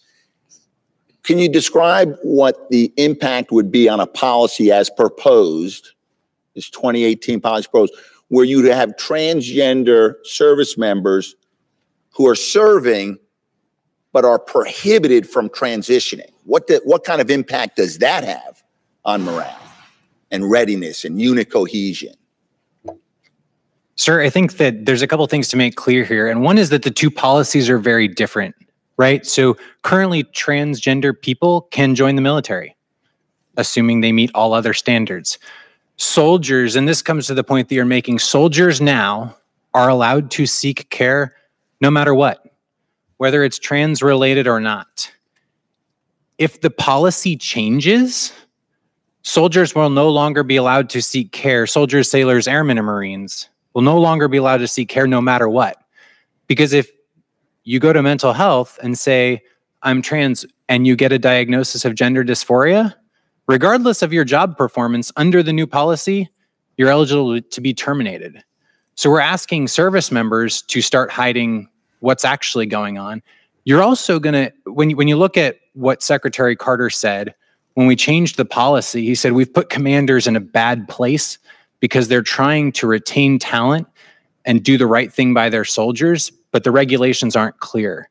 By moving to this new policy, not only are you going to put commanders back in the same position they were, you're not going to put medical providers in the same position where they have to figure out, how do I treat these folks and maybe not actually give them a diagnosis so that they can continue to serve because they're doing a good job. I think it's risky and not helpful. I think it makes everybody have to make much more difficult decisions that aren't clear-cut and aren't well-regulated, which is exactly what the policy that Secretary Carter announced 2 years ago was trying to prevent and to change.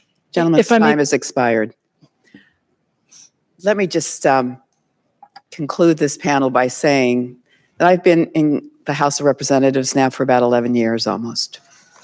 And I can't think of a panel of witnesses that have come before this House that I have participated in, that have showed more talent, courage, willingness to put forth a position that is truly appropriate, and do so with the kind of clarity and conviction that all of you have done. You are hopefully going to be part of a education that will allow us to do the right thing. You have shown extraordinary courage. I hope that this House of Representatives shows the same kind of courage to make sure that this bogus policy promoted by the Commander-in-Chief and only postponed because of a court case, that we show that this bogus policy has no business in the policies of the military or the United States of America. So thank you, each and every one of you, for the extraordinary service that you provide and for your presentations here today.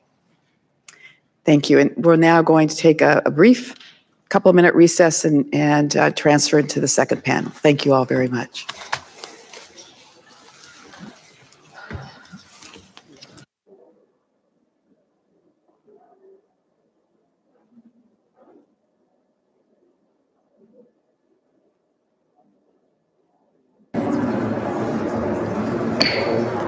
We're going to resume our hearing.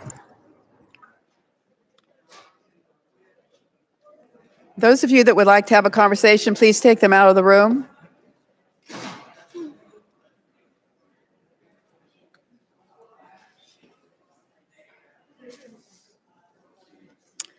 I'd like to welcome our second witness panel. I understand that Mr. Stewart will be making one opening statement for both witnesses. We respectfully ask that you summarize your testimony in 5 minutes or less. Your written comments and statements will be made part of the hearing record. Our second panel consists of the Honorable James Stewart, performing the duties of the Undersecretary of Defense for Personnel and Readiness at the Department of Defense, and Vice Admiral Raquel Bono, the Director of Defense Health Agency. With that, Mr. Stewart, you can begin. Chairman Speier, Ranking Member Kelly, and members of the subcommittee, I appreciate the opportunity to discuss the important issue of military service by transgender individuals. Prior to being confirmed as the Assistant Secretary of Defense for Manpower and Reserve Affairs, I served for 37 years in the active and reserve components of the United States Air Force and retired as a Major General. As both a service member and a senior civilian official of the Department of Defense, I have greatly appreciated the work of this committee in support of the men and women of the United States military. Until recently, department policy and practice precluded the accession and retention of transgender individuals.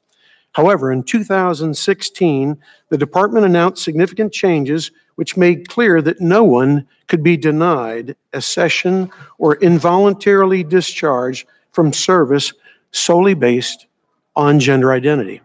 The 2016 policy allowed service by transgender individuals without a history of gender dysphoria or transition, if they could meet the standards associated with their biological sex, to include medical fitness, physical fitness, body fat, uniform and grooming, birthing, and bathroom standards. The 2016 policy also allowed those with a history of gender dysphoria or transition to join the military in their preferred gender, so long as they were stable for at least 18 months. Those who were diagnosed while in the military could obtain medical treatment to transition genders. Once transitioned, they were granted a categorical accommodation to meet the standards of their preferred gender rather than their biological sex. In 2017, in consultation with service secretaries and the chiefs of staff, then Secretary Mattis delayed implementation of the 2016 accession standards to conduct a review of his own. It is a common misconception that Secretary Mattis directed this review only after the President publicly announced his desire to return to the pre-2016 policy. That is incorrect. Secretary Mattis ordered a review of this issue nearly a month before the public statement from the President. Subsequently, in 2018, after an extensive review by senior and military and civilian leaders, Secretary Mattis adopted a new policy that will do two things. First, it will maintain the 2016 policy of allowing transgender individuals without a history of gender dysphoria or transition to serve if they adhere to all accession, retention, medical standards associated with their biological sex. Second, it will end the policy of categorically providing a special accommodation for an individual with a diagnosis or history of gender dysphoria that requires a transition. Those service members who relied on the 2016 policy for accession or to pursue a gender transition in service will be grandfathered or exempt under the previous policy. The 2018 policy will not apply to them. The fundamental difference between the 16 and 18 policies is that the new policy ends the practice of providing special accommodations for individuals with a history or diagnosis of gender dysphoria and transition-related treatment. Rather, it approaches the condition in the same manner as the department manages any serious medical condition for both accession and retention purposes, ensuring equal application of military standards to all persons, regardless of gender identity. It does not assume that gender transition is a panacea to the condition and that all treatment options are compatible with military service. This is due to the fact that persons with gender dysphoria suffer from disproportionately high rates of mental health conditions, such as anxiety and depression, substance abuse disorders, and suicidal incidents. Further, as the department has learned, transition care is highly individualistic and requires sustained medical monitoring and intervention, which can have a direct impact on individual readiness and deployability. As the department's report explained at length, gender transition can lead to substantial periods of deployment unavailability depending on the scope of the treatment. As such, aligning accession and retention standards for gender dysphoria and related treatment to a similarly situated medical condition ensures consistency with other standards that present a potential impact to deployability and force readiness. For example, lessons learned from the implementation of 16 indicate that 424 treatment plans reviewed, 91.5% included hormone treatments, which in the case of the Army and Navy is deployment limiting for the first 12 months of treatment.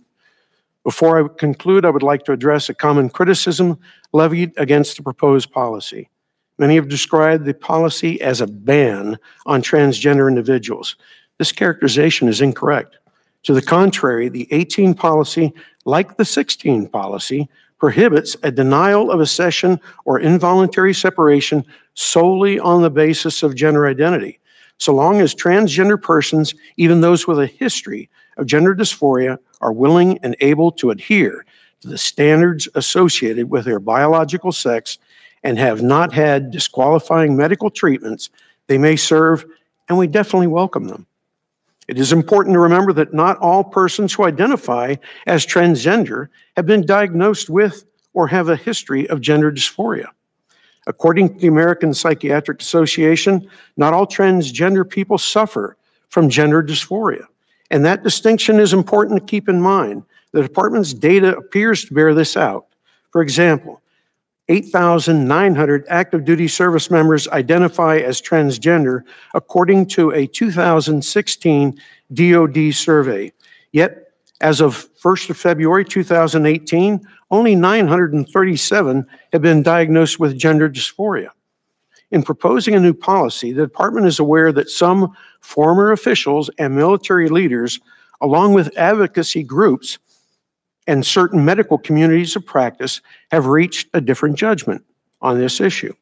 But as we will discuss today, the realities associated with a medical condition called gender dysphoria and the accommodations required for that gender transition in the military are far more complicated than we may assume. This has certainly been the department's experience with the 2016 policy. As a consequence, the department has concluded, based on its best military judgment, that sustaining the 2016 policy for the long term would degrade military effectiveness and that adjustments were needed in the 18 policy. As new data becomes All right, Mr. Stewart, available, you've exceeded your time by about 2 minutes, so can you wrap up, please? Yes, ma'am, I sure can. As new data becomes available that better informs our assessment risks, the department is committed to reviewing that data in depth, as it does with all other situations like this condition, to inform our future policy considerations. And Ms. Chairman, thank you very much for your time. Right, Mr. Kelly. Thank you, Madam Chairman. And Mr. Stewart, could you describe the research that went into developing the MADIS policy? So the research that was done, basically, if you looked at the materials that we provided you, we had the service secretaries and we had all of the vice service chiefs take a look at this particular issue. We had outside medical experts along with military experts, all basically provided information associated with this issue. And thank you. And is just this is kind of a joint question, so I'll answer them both together. Is the MADIS policy a ban? And we had one of the witnesses testified earlier that said you couldn't temporarily transfer to go to school or be promoted or change branches or those things or be commissioned. Are those things true? So is it a ban, and is the statement that you cannot, the people who are grandfathered in can't transfer between branches and those things, is that correct under the MADIS policy? So the DC Circuit Court of Appeals determined that it's not a ban on transgender persons serving in the military. So that's the first thing. The second question, sir? The second question, one of the witnesses testified that you couldn't be commissioned from the green to gold, you couldn't transfer to a temporary school that's outside and come back in if you were grandfathered in. Is that in fact the case, or be promoted? You are grandfathered under the current 2018 policy. Everyone that is currently has a diagnosis of gender dysphoria will be brought in and they will be grandfathered. And Vice Admiral Bono, could you explain some of the comorbidities that are associated with gender dysphoria? Yes, sir. Thank you. So the comorbidities that we've seen associated with gender dysphoria are typically depression, suicidal ideation, and anxiety. And then these are real short answer questions. What is the average period of non-deployability for a service member undergoing gender reassignment? So it depends on the types of procedures they've had. For some of the, as you heard some of the panelists talk about, the recovery time was very quick, sometimes just a few weeks, from 4 to 6, and sometimes 8 weeks. With some of the more extensive surgery, that can go from 3 to 6 months. And then, Mr. Stewart, final question. How often does the Department of Defense review medical and behavioral health accession and retention standards, and what is the process for this review? Okay, every 2 years, well, actually every 4 years, but for this particular instance, we'll be reviewing it every 2 years. And what we do is basically look at data associated with those individuals that have gender dysphoria, and we'll basically, if we need to, make adjustments at that time. And Madam Chairman, thank the witnesses for being here, and I yield. Thank you, Mr. Kelly. You know, I'm truly astonished by your presentations, I must say. You've just had the opportunity to listen to 5 transgender service members, 10, 15 years, many of them leaders, many of them deployed multiple times. And can you honestly tell us that their service is any less valuable than those of their peers? I don't think anyone's questioning their service, ma'am. Well, but by virtue of having this policy, you're questioning the ability of transgender persons to serve. Ma'am, this policy is not about transgender individuals. This is about a diagnosis. This is about gender dysphoria. We have members out there that are transgenders that are serving in their biological sex, meeting the standards as they are. So much like don't ask, don't tell. You can serve if you're transgender, but you're going to only be able to serve in your birth gender. So you're going to have to hide the fact that you're transgender. You're not going to be able to transition. That's a policy that is, belongs in the dark ages, not in a military of the 21st century. And so, as far as don't ask, don't tell, don't ask, don't tell, I believe was not based on a medical condition. So this particular policy is written for a medical condition called gender dysphoria. So, Vice Admiral Bono, you referenced that there's this higher percentage of depressions. We already know in the military generally that we have a serious problem with suicides. So the question I have, all military applicants are screened for suicidality and mental health. So trans service members would have to meet those standards, would they not? Yes, for those conditions. So to somehow suggest that they suffer from depression would be they suffer from depression just like other service members may suffer from depression. We do see an association with those conditions with the diagnosis of gender dysphoria. And what we have learned with our transgender individuals is they do have a slightly higher rate of behavioral health visits than non-gender dysphoric service members. Mr. Stewart, in your written testimony, you cite a single EO complaint caused by the presence of a transgender service member. Yes or no? Did the Department of Defense perform any systematic survey or comparison of the actual experiences of military units with or without transgender personnel? Well, ma'am, we don't basically... Yes or no? Repeat the question. You weren't listening, I guess? Yes, ma'am. Did the Department of Defense perform any systematic surveys or comparisons of the actual experiences of military units with or without transgender personnel? Not to my knowledge. Yes or no? Are you aware that the chairman of the Joint Chiefs of Staff and all 4 service chiefs testified to Congress last year that there were no, I repeat, no issues related to cohesion, discipline, or morale due to open transgender service?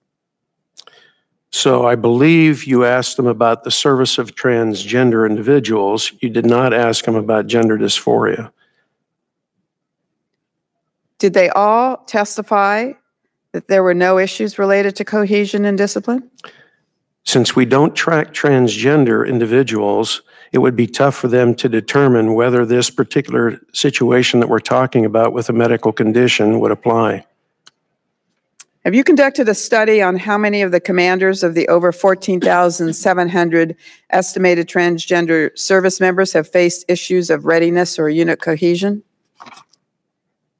Not to my knowledge. You have not. Do commanders at all levels have to constantly deal with medical readiness issues and unit cohesion challenges? Yes, they do. Transgender service members have been serving openly and deploying for the last 2.5 years. Many medical conditions such as pregnancy, gallbladder disease, appendicitis, broken bones make service members temporarily non-deployable. Is that correct? That is correct. And if you are pregnant, there is evidently a 16-month period in which you are not deployable? I couldn't answer that, Admiral Bowman. That's correct. That's correct.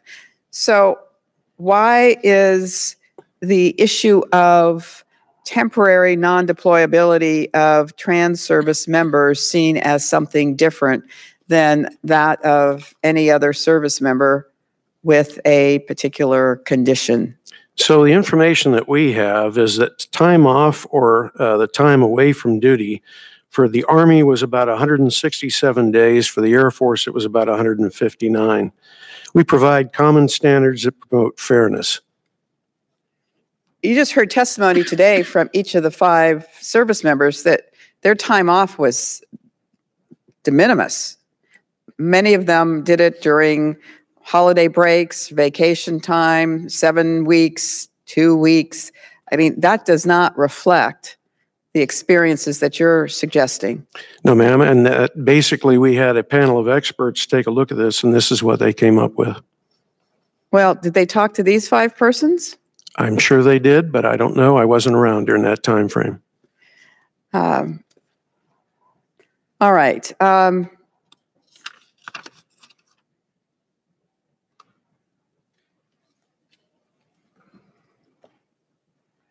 So if I understand you correctly, Mr. Stewart, under the proposed policy, which is not in effect right now because of the court staying it, which allows the 2016 policy to stay in effect, correct? That's correct. But under the new proposed policy, individuals who had gender dysphoria, transition genders, and no longer have dysphoria would not be able to join the military. Is that right? That's correct. Doesn't that sound like a ban for transgender service? No, ma'am. What it does sound like is that basically we are being consistent in our handling of a medical condition.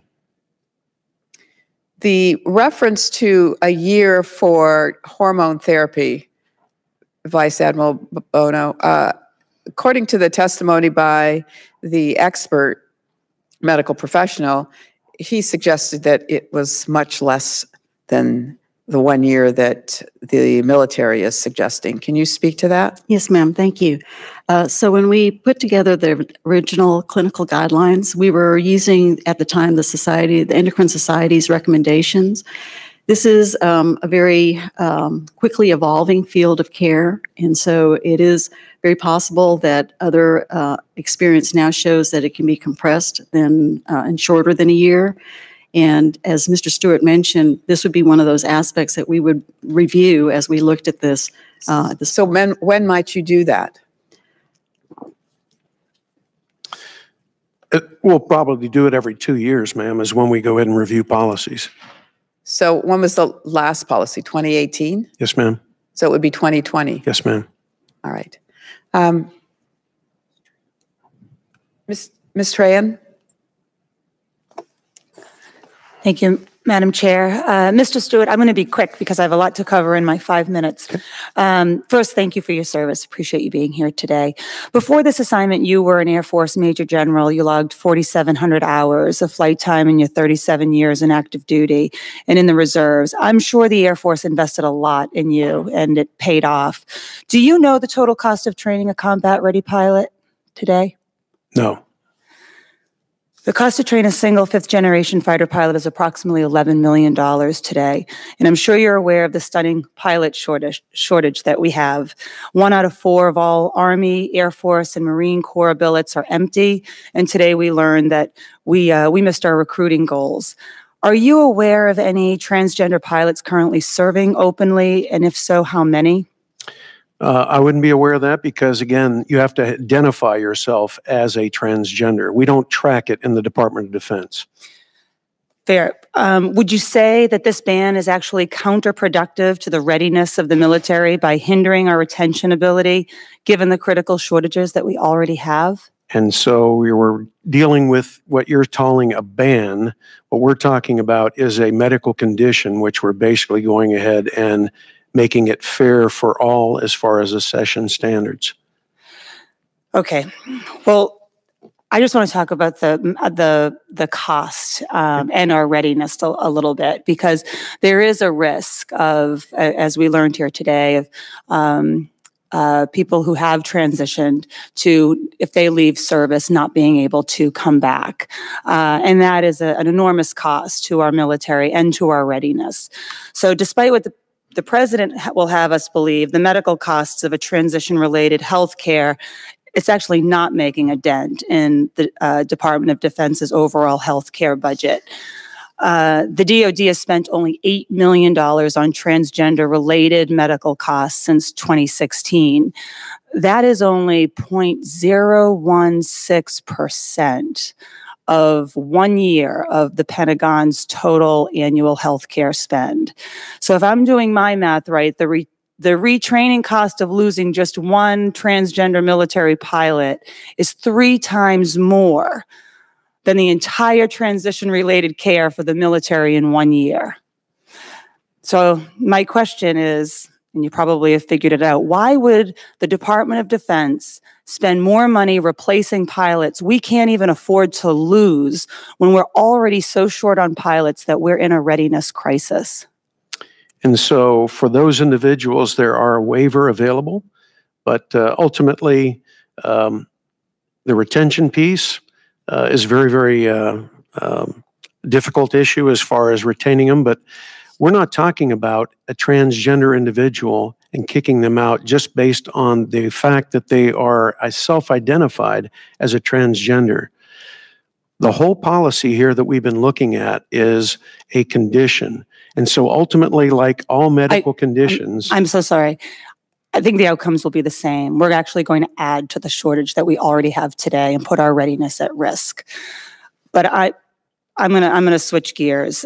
Vice Admiral Bono, are you aware that the American Medical Association and the American Psychiatric Association, amongst others, have issued statements reflecting the consensus that a transgender ban has no basis in medical evidence or in science? I'm aware of those statements, yes, ma'am. Can you think of any other instance where all major health organizations have issued such a resounding statement on military health policy?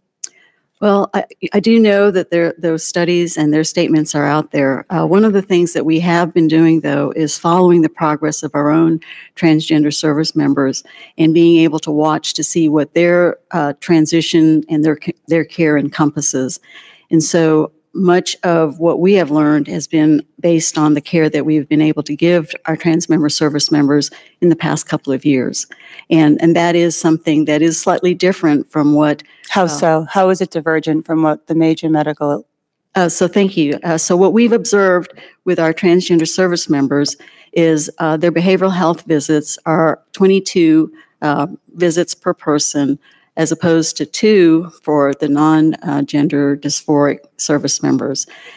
We also see a higher rate of suicidal ideation. And so we take those things into consideration as we're looking at the data and the statements from those professional societies. Thank you. I've got nothing further. I yield back. Ms. Davis. Thank you to both of you for being here. I wonder, Mr. Stewart, if you could share with us about how many transgender persons have assessed into the military since January 1st of 2018? So the individuals with gender dysphoria, we've had since the 1st of January, 12 accessions, 7 have shipped, and we have about 228 applicants out there. Is it 12 accessions? Yes, ma'am. 12 accessions, 7 have shipped of that 12, and we have 228 applicants. Is there, and I know you're focusing on the dysphoria rather than the transgender. I appreciate Yes, ma'am. From your desire to. Can I say this? I mean, the fact that an individual has served and is a transgender, we don't ask the individual what their gender identity is. And so it's difficult for us to go ahead and track an individual unless they self-identify. The whole policy here that we've been talking about to date is on a medical condition. And that's really what we're focusing this change on, is a medical condition, not a ban on transgender individuals. Because as all of them stated here, they all are great Americans and have served honorably. I think the difficulty is that if there are individuals, and we know we have individuals who want to serve their country, they qualify, they've gone through candidate training school, whatever it is that they've done, that this is to their core, something that they want to do. If we say then that they suffer from dysphoria and therefore we cannot have them in the service, what they're seeking is to be transgender. I mean, we're kind of saying, you know, it's not like some other medical condition so much, but it's, we can have them serve with great dignity and distinction once they are through the process of dysphoria. Correct? I mean, that's true that they may suffer from that in your eyes, but the fact that they are seeking to change that medical diagnosis. Yes, ma'am, I understand your point. As part of the service, as part of their ability to go on and serve. Sure. And to go on and go up the career ladders. And so ultimately what we're talking about is accommodation from standards. We have other illnesses, or excuse me, conditions out there that basically do not have the benefits associated with having direct access into the military. So for instance, other surgeries that are done out there are not treated the same as this particular condition, which is called gender dysphoria. So if I had a surgery on the outside, it would be disqualifying to bring that individual in under the current standards. What we have right now with a 2016 accession standard associated with gender dysphoria is a special case where we have an individual that we can bring in, and if they meet our standards for a certain amount of time, then we'll bring them on. Not the case for, say, a heart condition or something else. But what we're looking at is the possibility that that will change, and that those individuals then would not be able to go on and serve their country in the way that they have a calling, and that they're contributing to our national security. I think that what is it about that in terms of what's required for them to make that transition, which is a difficult one, but to make that transition, that is you find, not you personally, but that the agency finds so problematic? I mean, is it the cost alone? The fact that people are going for more sessions with a therapist? I think what we want is for our military who are serving well to access those services. Yes, one of the greatest problems that we've had is that they don't, and that they feel that it's not acceptable. Yeah. And what happens? Some of them, as we know, commit suicide, and their families are affected so greatly by that. So I think that there is this disconnect that we're talking about, where if we could see that as a transition, that it is not unlike some other possibilities that people bring to the service, that we would have the benefit of their service. And that, because when we go through, what's different, what I'm afraid of is that this is sending such a strong message to people who want to serve and who are going to decide that they are not wanted because we're not offering the services that they need. I just don't see that that we need to do that. And I guess the other question, very, very, looks like my time is up. I'm sorry, but okay, we'll go through. But it sounds like this decision was not one that people took part in, and that's a problem. They actually were. They had a number of individuals, to include the individual members that are currently serving, transgenders. They also had, before the panel of experts, both civilian and medical experts that came before them. They had commanders of transgender individuals. And so we had a large number of individuals before the panel of experts that were basically looking at all of these issues before coming up with the current policy. Mr. Stewart, thank you. Yes, ma'am. Ms. Davis. Mr. Stewart, would you make available to this committee the transcripts of that particular panel discussion, please?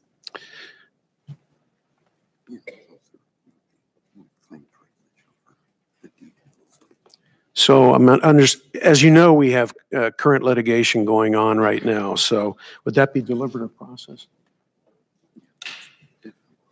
Okay. Because I have a legal expert here with me to make sure that we don't mess up our case which is currently in the courts. As I understand it, deliberative process privilege is what I'm being told in the back. Maybe you can ask your legal expert to come forward and join you there for a moment. If sure. If you have to make through discovery, don't you have to make your information available to the other side? Yes, there's a requirement that we are in discovery in the litigation. We have the Department of Justice, on behalf of the Department of Defense, has invoked privilege, the deliberative process privilege, over the details of the materials that were presented to the panel of experts. There's general information that's made available in the DoD report, but the specifics of who recommended what, you can redact the names. Invoked privilege. I think that, well, you're invoking a privilege, but has the court upheld it? No, it's currently being litigated. That's being litigated. All right. Presuming that you lose in that regard, and that information becomes available to the other side in discovery, then you should be in a position to make it available to this committee. That's been our position. All right, and you will do so, I presume, once that decision is made, if it's made in favor of the plaintiffs in the case? Again, we're represented by the Department of Justice, and they would all right, we'll know where to go. Let me just make a couple of points. As I understand it, and this is for you, Vice Admiral Bono, right now, it is required that trans service members meet weekly with a therapist. Is that correct? Whether they need it or not? I'm not aware of the treatment plans for each of the transgender service members who are diagnosed with gender dysphoria. Well, that's what I'm being told, that they are required to meet weekly with a therapist. And in some respects, there are experts are saying that that's likely overprescription. I'm sorry, ma'am. Maybe could you look into that yes, for us and report back? And then I'm also being told that gender dysphoria is treated like other highly treatable conditions. There's post-op, patients are stable and able to serve according to the American Medical Association and the American Psychiatric Association. Yes, ma'am. That is the case. Yes, ma'am. The additional thing for our service members, however, is that after they've undergone any kind of treatment, there's always a medical assessment to make sure that they're fit for full duty. And so we follow all the clinical guidelines from all the different societies that oversee these types of surgeries or any type of the surgeries and treatments, because part of the treatment is also non-surgical. But then our additional assessment for military service members, regardless if they're transgender individuals or not, is to make sure that they're completely fit for full duty. So I think the concern that many of us have is that if you're going to put a subsequent layer of assessment that is subjective, it can easily be twisted in a manner that could allow for the decision to be made to discharge individuals because they don't meet the subsequent review, in addition to what the AMA and APA suggest after surgery. Maybe I'm not making myself clear. If a patient has this transition surgery, yes, ma'am, and they're stable and are allowed to return to active duty, and those guidelines are followed that are available through the American Medical Association. What you're saying is, in addition to that, you do yet another assessment to see if they're... Yes, ma'am, because part of the service for all of our military personnel is that we have to be immediately deployable at any time, any place. And many of the places that we are sent to are fairly austere or provide fairly rigorous environments.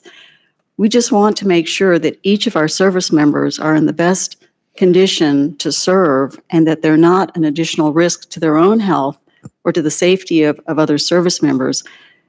Generally, the guidelines, the clinical guidelines that we follow with the AMA or any other society for a particular procedure, generally that already meets the bar of being fit for full duty. What we then take into consideration is whether or not they'll be deploying to places where we may not have all of the medical capability or all of the behavioral health capability to continue to provide care if that is needed. So our assessment really for fitness for full duty means that they'll be able to be deployed without any need for additional care.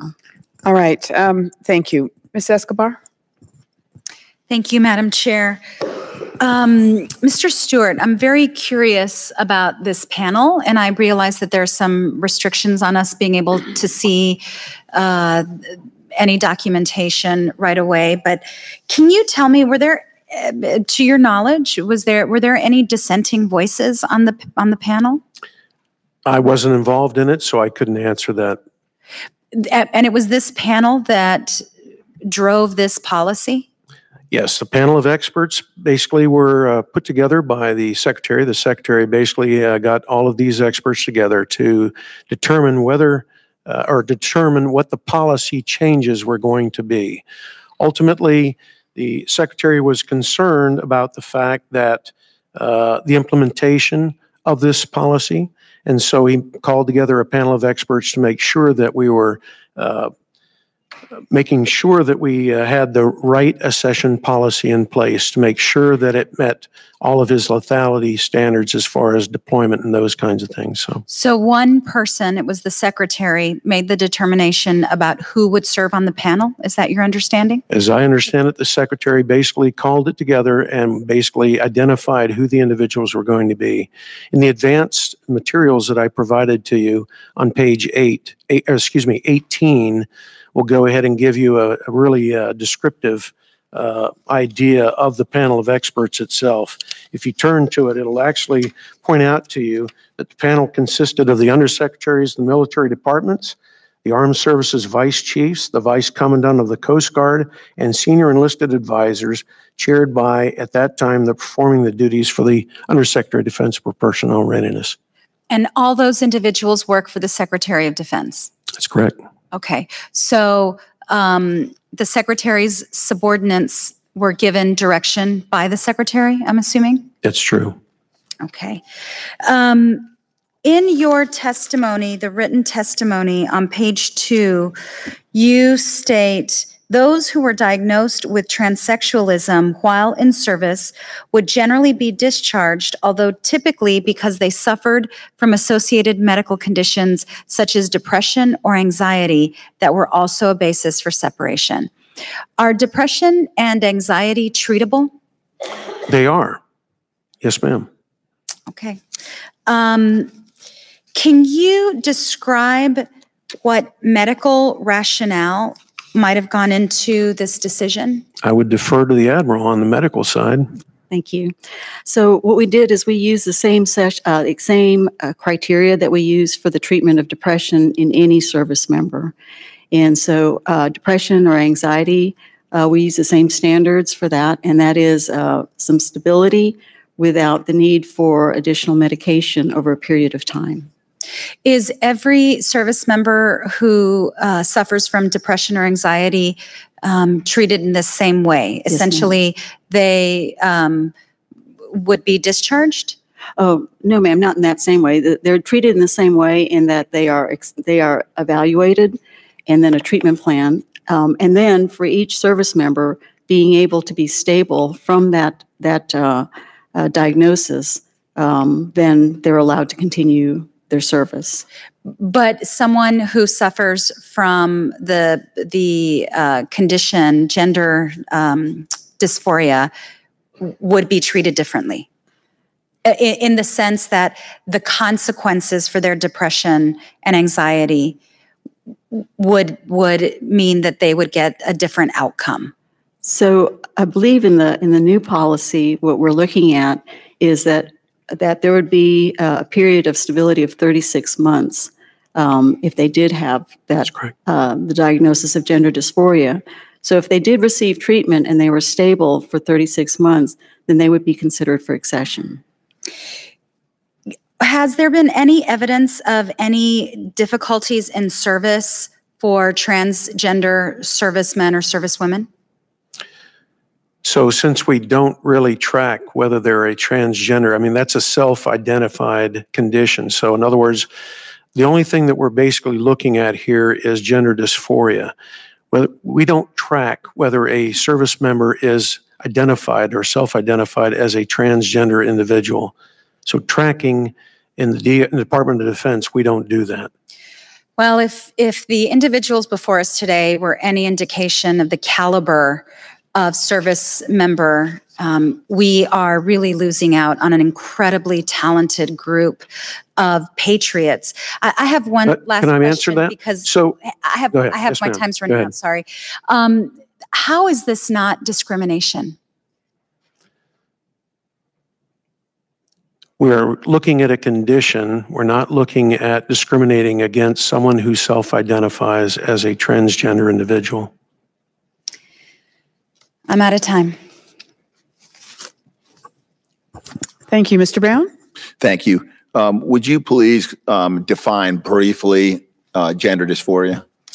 Yes, sir. Gender dysphoria is a marked incongruence between somebody's identity, gender identity, and their gender assigned at birth. Right, and you said incongruity? Yes, sir. And what does that mean? So the incongruity is oftentimes associated with severe distress and an impairment in function. Okay, fine. So let me ask this question.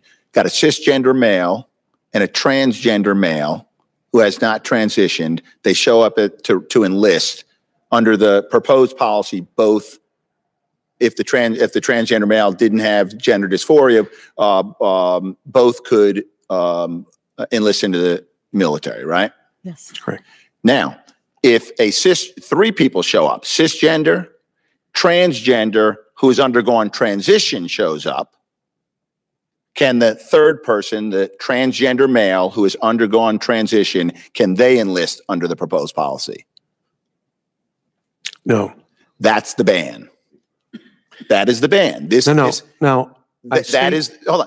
I say no, but anything is waiverable. So ultimately, no on the surface. Okay, okay, I understand that. I understand that, but that's the ban.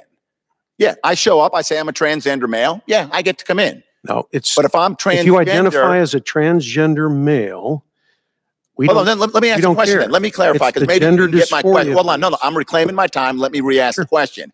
I'm a transgender male. Okay. I've been through transition. Yep. I want to enlist. Can I enlist in the Army? No. That's a ban then on a transgender male who's been under transition. That's where your ban is. That's a discrimination. Because when you undergo, and tell me if I'm right or wrong, when you undergo the transition, you are addressing gender dysphoria, that incongruency that you mentioned, and the level of anxiety and depression and all of those associated morbidities, I think you called them, decrease tremendously. Is that right? That's correct. That's correct. The treatment of transition, or the transition is a treatment for. So you have someone who's actually taken the steps to address a gender dysphoria, and yet they're banned from entering the military. Isn't that right?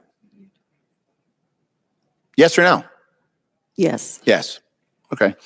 And so what you've said, though, is there was surgery done, right? Look, no. The question was answered. Yeah. Well, the transition was done. The transition was done. Yeah. Ultimately, then there was surgery and there were other procedures done associated with that. And so what we're saying is that we're providing an accommodation for one group of individuals versus another. Because if you were to go ahead and provide that individual that opportunity, now another individual who has some other type of surgery, like heart surgery, something like that, that individual. I'm going to reclaim my time. I'm going to reclaim my time, because we are not talking about heart surgery and diabetes. We are talking about a group of Americans who identify as transgender. I have never seen a group of Americans, okay, who are prone to heart attacks, who come lobbying Congress and saying, give us the right to serve, even though the risk of heart attack is very great because I've already had 3 or 4. That's mixing apples and oranges, and I don't appreciate that.